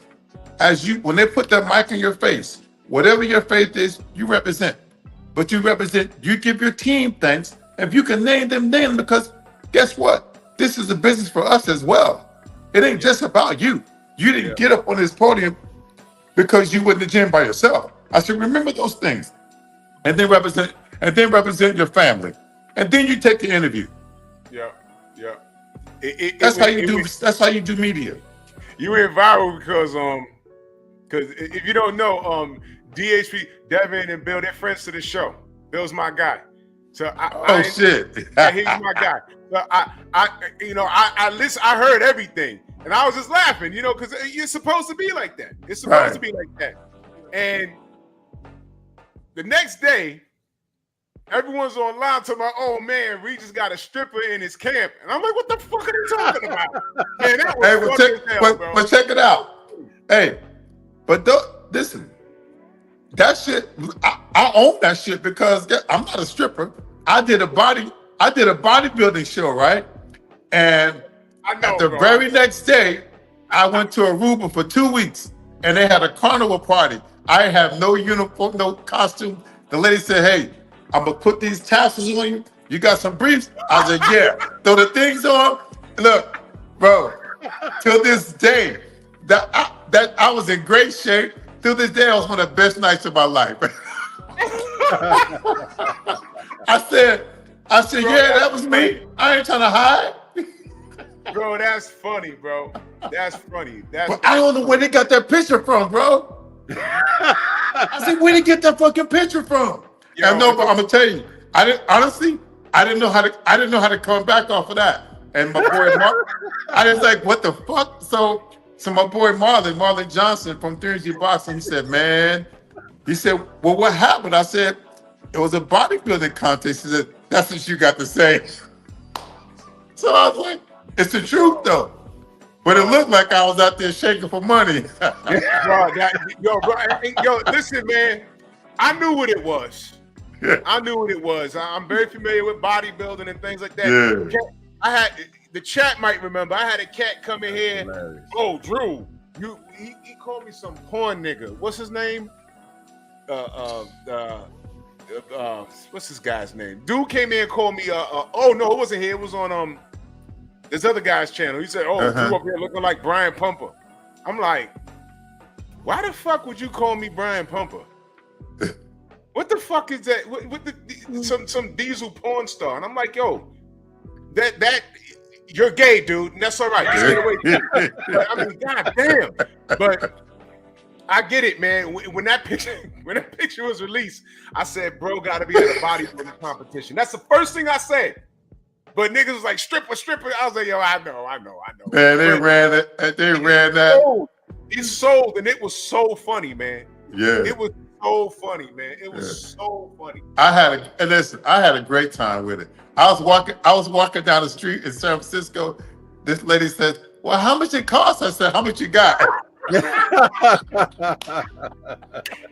Bro, the whole city was on that shit, bro. Oh man, that was crazy. I said, how much you got? I said, how much it cost? How much you got? And she laughed. She said, I'm gonna be at the fight. Man, it was crazy, bro. It was crazy, but man, that press conference catapulted my name in boxing. So then I was able to still talk about what I did as a professional, because before that, the boxing world never knew about me, man. They didn't know anything about Evins Tobler, that I've been working with this kid for 13, 14 years. You know, that all those knockouts came from hard work, man. And when I met Regis Prograis, he couldn't even run straight, bro. He couldn't even run. That's how I met him, because I saw him on the track. And I said, this dude's form is killing me. I said, bro, I said, listen, just drop your arm. I said, I remember you from the gym. He said, yeah. I was like, so what are you doing? He said, well, I'm getting ready for my 4th fight. I said, you got anybody working with you for conditioning? And at the time, I was making meals for Ronnie Shields, Kermit Cintron. I was making meals for the Charlo twins and Savannah Gym in Houston. And so his manager at the time, Jay John, thanks Jay John for trusting me, bro. He hired me to come and train with Regis, and I didn't make no money. He said, the kid he's gonna be good. I said, I'm in, bro. I'm in for the long haul. He said, but down the line, he can make, because I didn't make no money at the beginning, man. I didn't make a dime. But I knew what it was. And I knew the sacrifice as an athlete who had to travel around. I've been all over the United States looking for coaches as a professional athlete. I knew the kid when he was working 3 or 4 jobs. Now you too big? Come on, bro. I know you. I know everything about you. If I want to be a messy motherfucker, I could get dirty, but that ain't who I am. I'm not gonna do that. How has but you know, like Stormy said earlier, he actually did you a favor since it's like that. And since this happened, this has made its rounds around the boxing world, and I appreciate your time. I really do. What has changed for you, and has it changed for the better?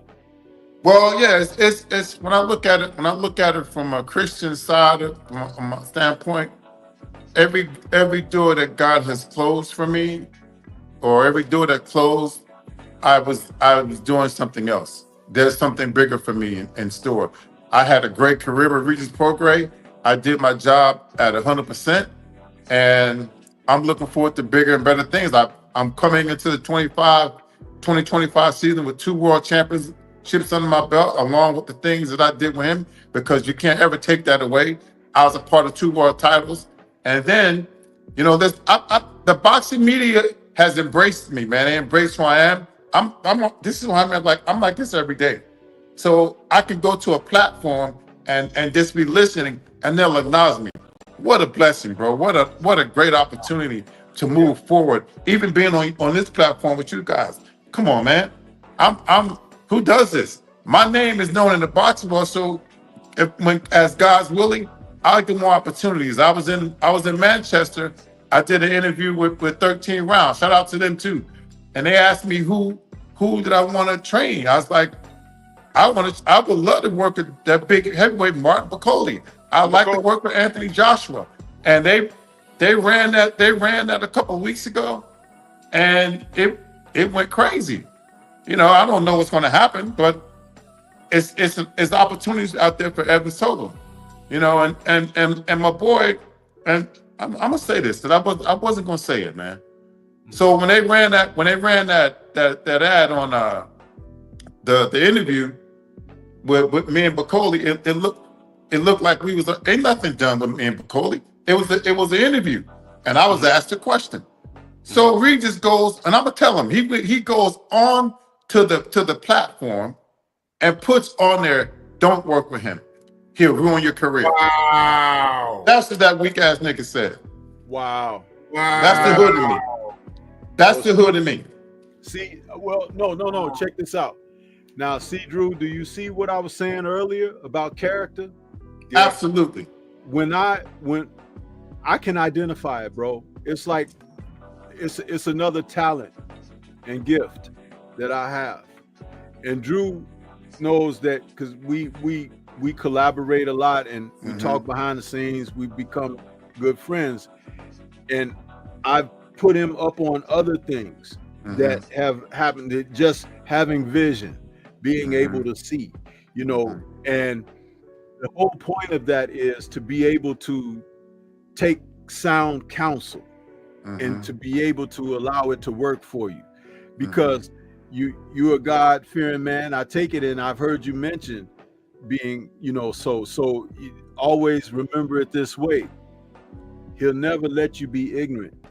Absolutely not. There are things to be revealed and things that'll be shown and showcased, but it's up to you to have that third eye, to be able to take it and receive it, and to be able to store it and use it when necessary or whatever. So as long as you acknowledge that, you'll be fine. You'll be fine with that. Yeah. And you'll be blessed, because like I said earlier in this conversation, you can do this to the day you die. Yes, sir. They can't. See, that's the difference. Man, that shit hurt. That shit hurt me for real, bro. I was more hurt than upset about the comment. You can do anything else, but come on, man. Don't shit on me when I giving you everything, and to be a part of you being a 2-time champion, and you're gonna go on there and make a comment like that about me? Come on, bro. I mean, that ain't right. But if there was some dirt by now, I mean, these kids, some of these kids today, you know, I call them kids. I'm 49 years old. When we talk about character, I mean, these kids are just messy. And you know, I'm not saying to go to their level. You don't need to do that. Right.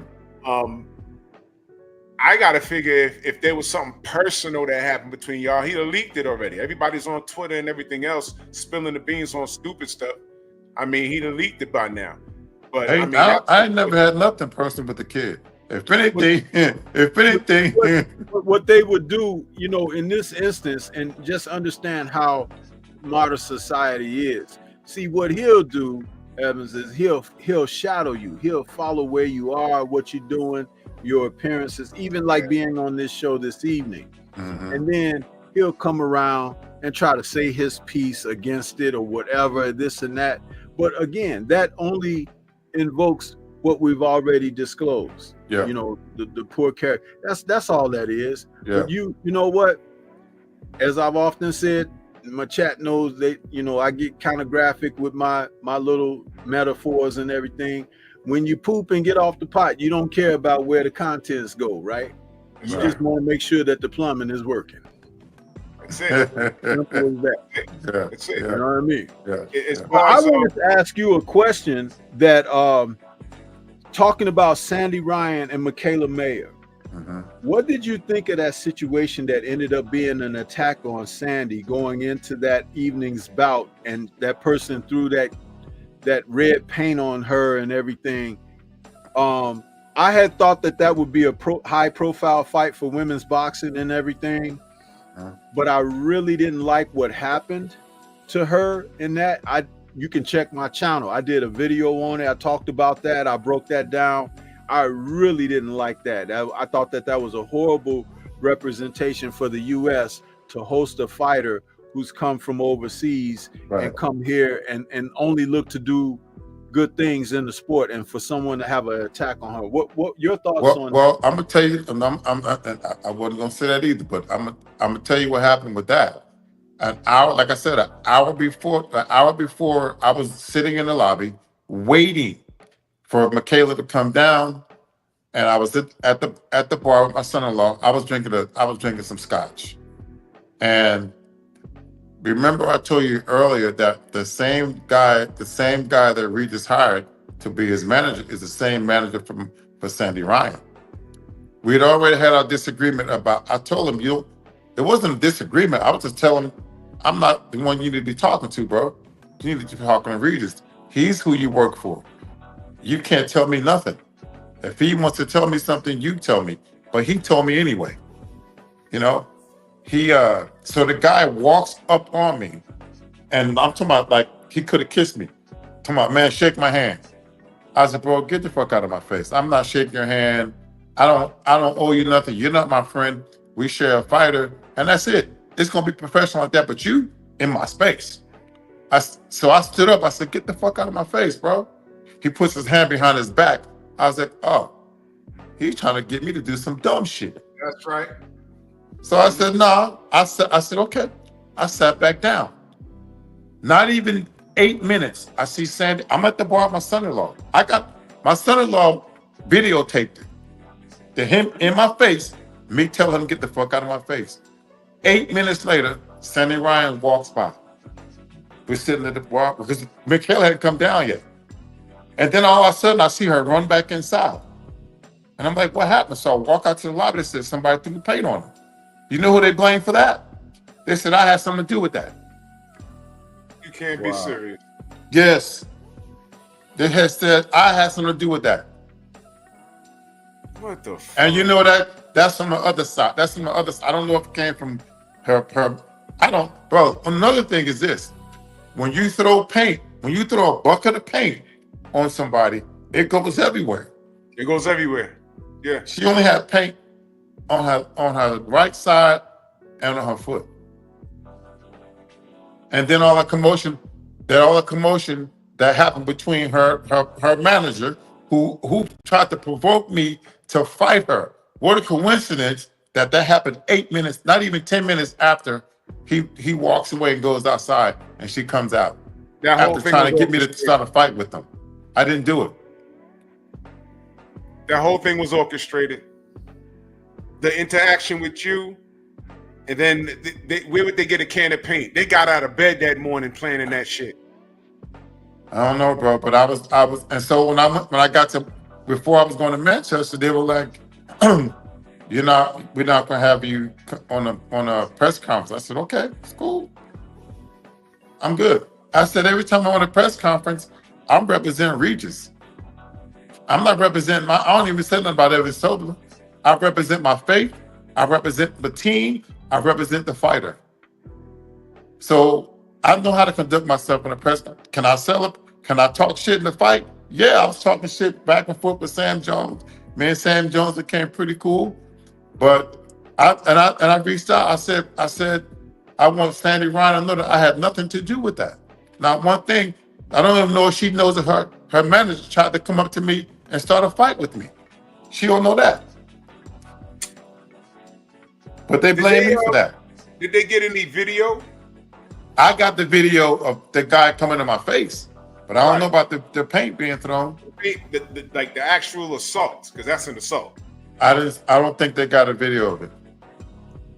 How could I wasn't even. It was at least no more than 10 minutes after he came into my face and he walked outside. I was sitting at the bar, and then all of a sudden she runs back in.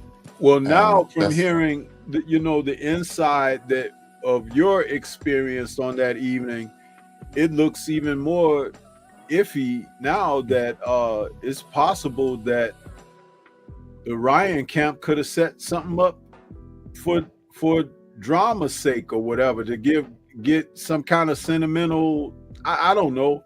It's really weird.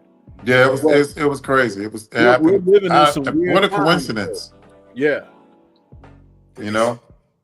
No, these guys think you're stupid. That's what it was. They wanted you to act real niggardly. Yes, but guess what I did? When I thought about it, I was like, we're about to fight in about 2 hours, and this guy's in my face. Yeah. I'm gonna send it to you so you can see what I'm talking about. Listen, anybody else would have had his head, bro. These dudes are stuntmen. Yeah, and that's the guy. That's the guy Regis sent to me to talk to me about what he could have said to me like a man. I hate these kids, man.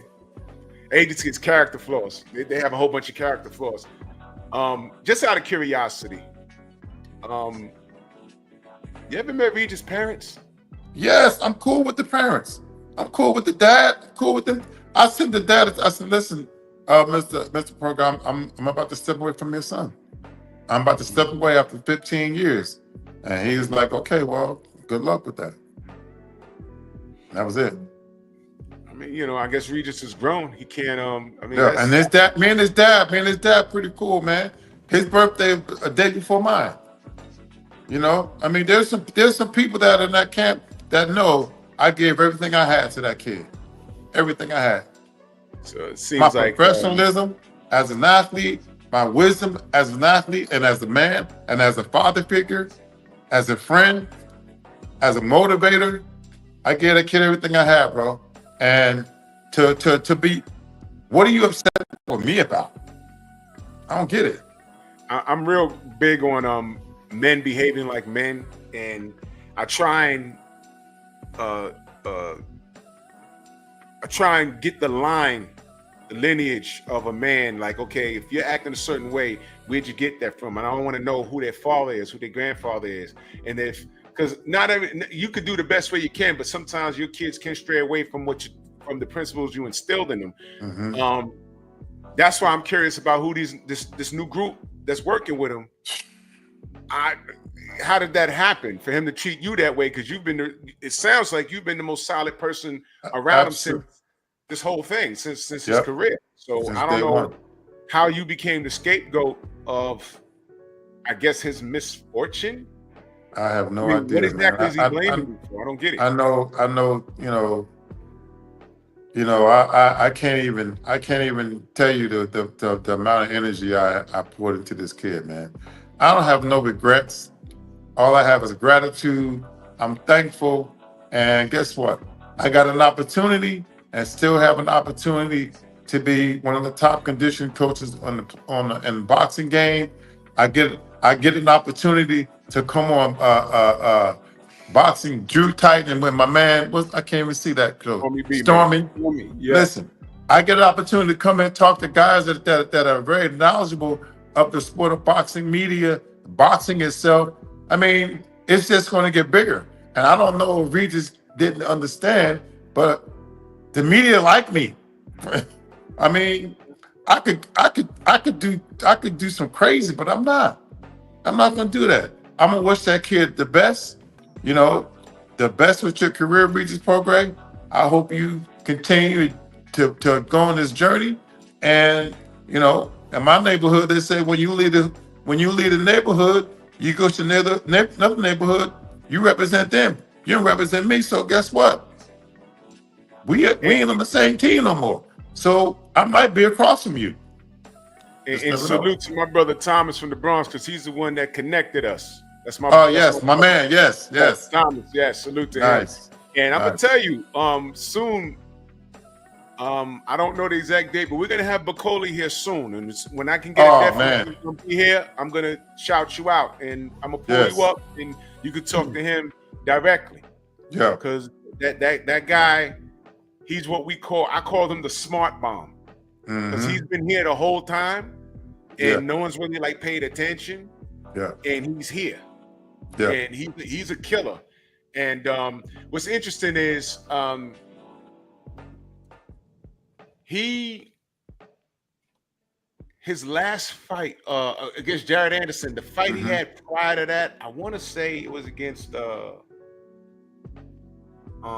what's his name? No. When did he fight Michael Hunter? Michael Hunter beat him. I don't know how. Michael Hunter beat him. But if you go look at the Michael Hunter fight, Bacoli was in better physical shape in the Michael Hunter fight than he was in the Jared Anderson fight. You can look and tell. But Bacoli has a lot of natural ability, man. It's like, I don't know if he was born to do anything else but this. And he's a big, strong man.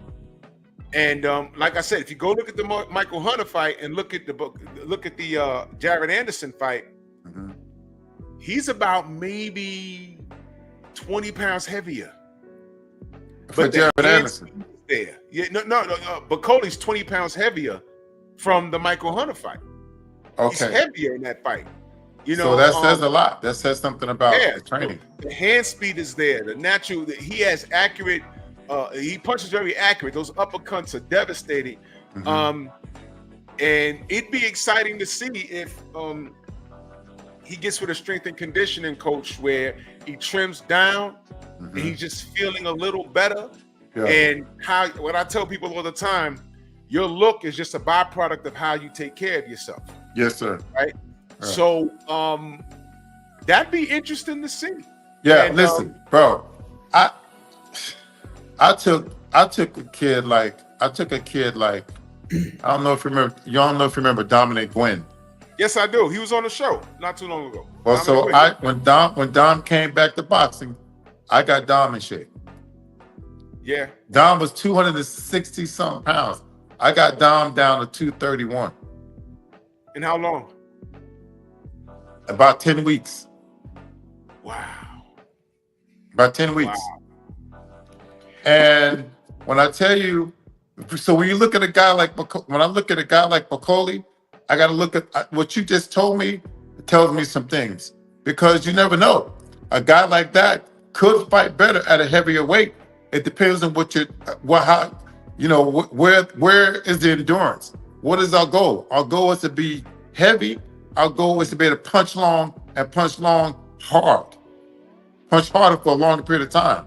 So bringing Bacoli down, there's something that you got to know about the athlete. Those are things that if I have an opportunity to train Bacoli, I will look at to those physical things and the things that he's been doing, because I don't think he has a conditioning coach.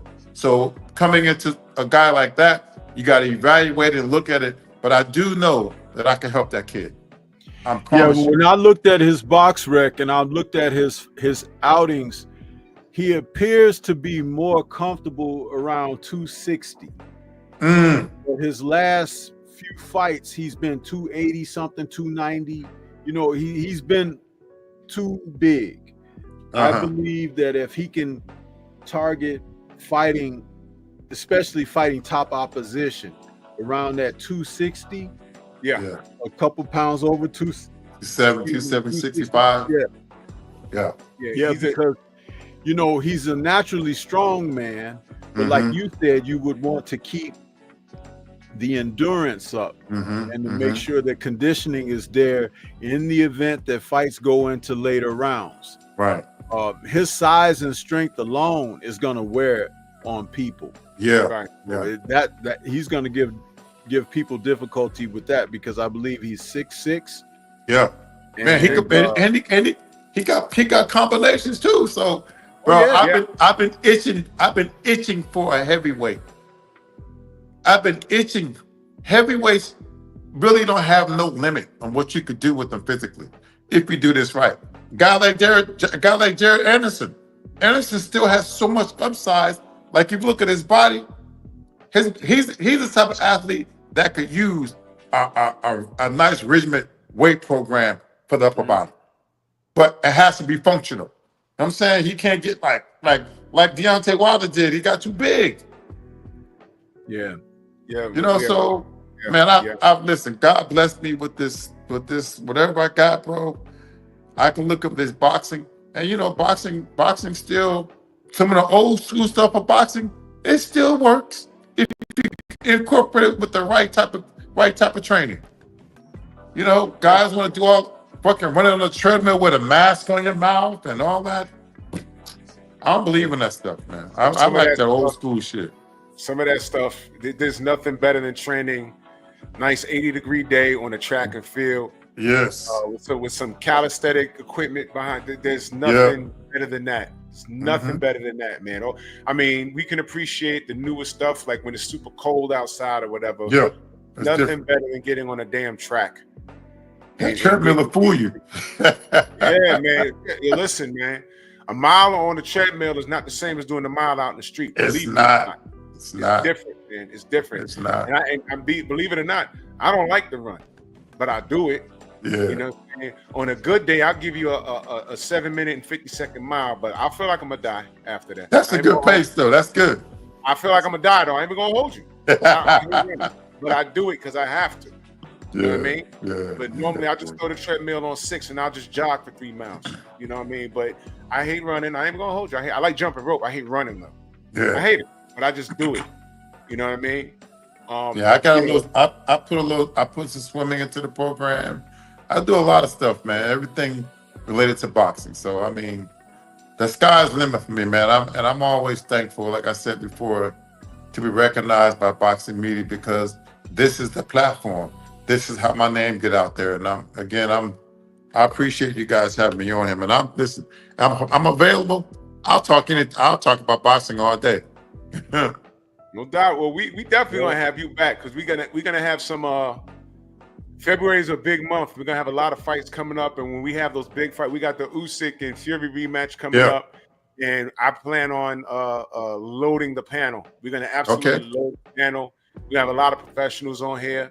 We're gonna have some strength and conditioning guys on here. I'm gonna talk. Like I told you, I know I'm good friends with Blu-ray. I'm gonna bring them up there. We're gonna have some guys from the past and the present. Oh, and let me read the super chat real quick because I got another question for you before you get out of here. My brother TD Sports from the Bronx, my brother, he said this was a great conversation. Salute Drew, Stormy, and Coach, man. Salute to you, good brother. Appreciate it, man. Yes, sir, man. You was telling me about a fighter that you're working with. Tell me about that kid real quick. I am right now. I'm right now with. It's a young kid. He's a young kid out of New Jersey. He's from Trenton, a young kid named Nassim. He's only 17, 16 years old, man. National champion. Trenton is going to have a fighter. So I'm investing in the future. I talked to his dad tonight. You know, whatever they need physically, you know, I'll try to get a kid a little hand. He got his own team, but, you know, we cut from the same city, same ground, same walking ground, man. And I got my hand on the youth, man, because that's the future, and that's where I want to be. So I want to give him an opportunity. You know, even maybe have him on your show, man, because you know when you give kids that encouragement, man, ain't no telling where they can go, bro. And I was that kid. I had coaches that picked me up and took me to practice. 'Cause my mama couldn't do it; she had to work. So I'm that guy now. So. Every time I see a kid that I could push, yeah, Nassim he's gonna be a good one, man. You always give it back, man. So I'll absolutely have him on here. And like I told you, Elijah Pierce, you know, his friends to the show. I told you he's the brother that he went back and forth with Tank, had a sparring session. Yeah. Where he from? Where's Elijah? He's from Atlanta. Oh, nice. Okay. Yeah. I heard of him. I heard it. Yeah. I saw that. I looked on his page. Yo, yeah, nice kid. Yes. He so now he's making some waves. He's Yeah, making he some waves undefeated. now. Yeah.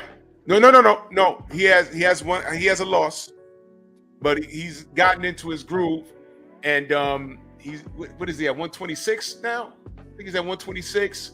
So there's a lot of work there. Yeah. He has this managing situation under control, and he's just now he's seeing some decent money now. Okay. So we're just trying to push his name, and he wants an Inui fight. I like that for him, and I want that kid to go as far as he's gonna. Yeah. You know, I want him to go as far as he can right now. So yeah, man. So yeah, tell the young man whenever y'all ready. You know what I'm saying? We could get him on. Okay. And, That's funny. I talked to his dad now. I'm gonna send him some stuff tomorrow. But yeah, he's a good kid, man. And I'm down to help anybody in the boxing game, man. That looking for top level conditioning. I'm just not a conditioning coach. I've lived it as an athlete, and what I've started doing just the other day is doing my own workouts, showing people that I can still do some things, and I'm almost my man. I'm almost 60 years old. You know what I'm saying? So this ain't got no age on it.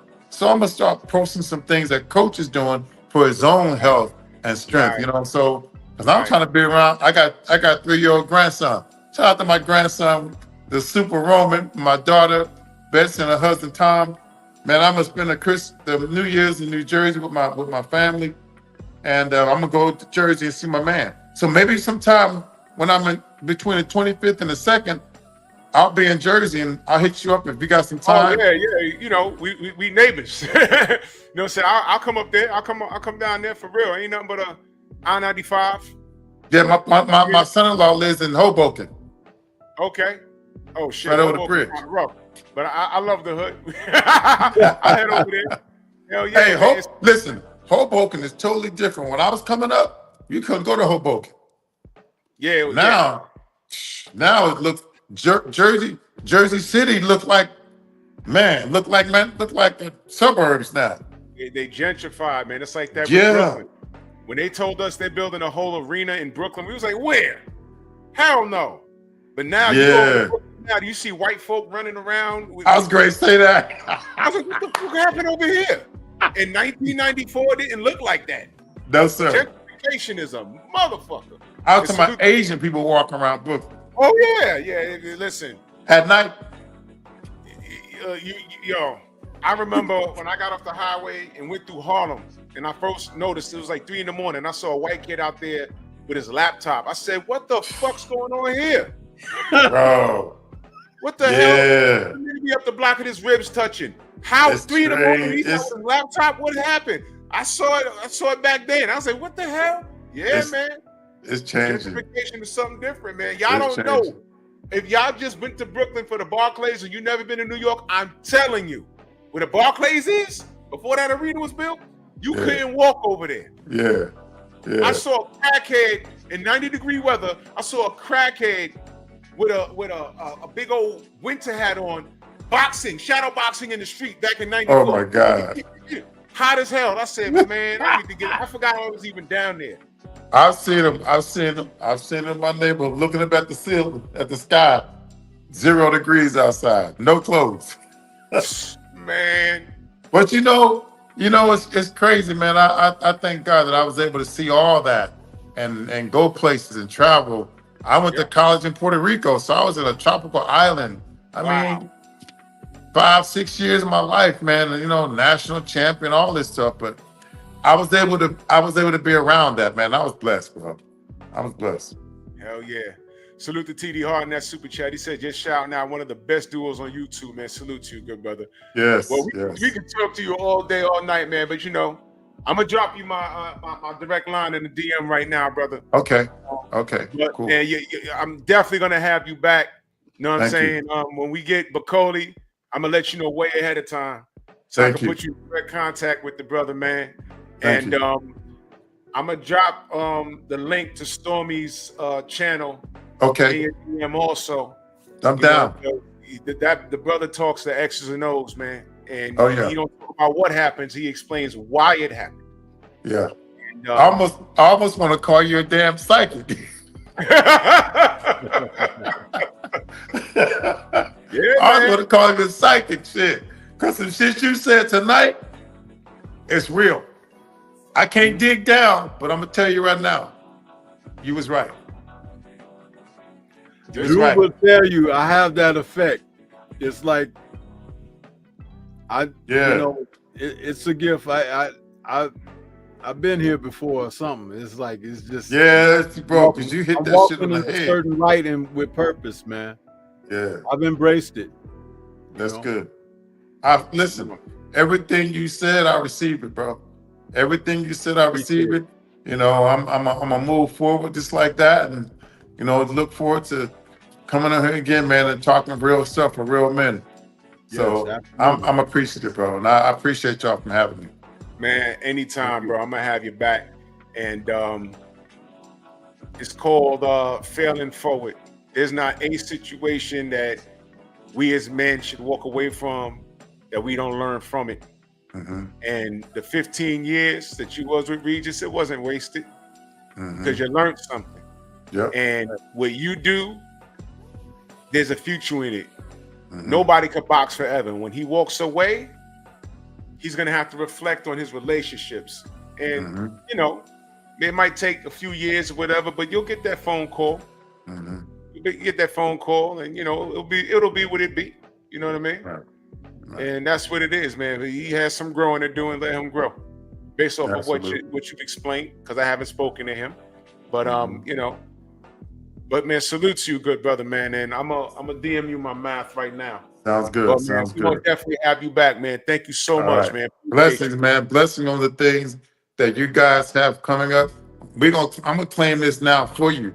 2025 is gonna be a phenomenal year, individually and collectively, and as a business. So I'm gonna touch and agree with y'all on that, and then we're gonna see, and we're gonna do some great things in 2025, man. God bless y'all. Thank you so much, brother. We'll All right, speak. boss. Thank you. brother. Same to Peace. you. All right. All right. Later. Peace.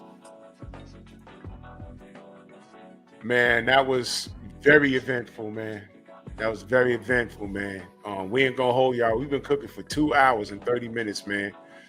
Man, salute to y'all and salute to Evins, man. We're gonna have him back, man. That's the story, you know. I like the fact that, you know, there was no need to trash Regis. We just want to know what happened. You know, he felt slated, and that's fine. In all fairness, we haven't spoken to Regis. Regis hasn't, to my knowledge, hasn't even said, well, I sabotaged him because of blah, blah, blah, blah, blah.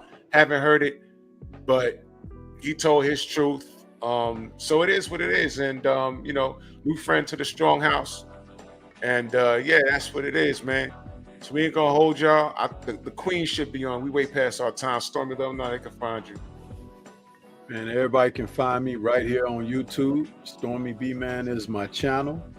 That's Stormy B Man in all caps with no cap. Hell yeah, man. I'll be back tomorrow, talk some more boxing, and I appreciate y'all. Salute to everybody, Venmo, Zelle, Cash App, Super Chats, man. I'll be back in the AM and Pep Talk tomorrow night. It's cold outside. Y'all stay warm. And we'll catch y'all soon, man. Bronx on deck. Move! Why are you gay? Who says I'm gay? You are gay.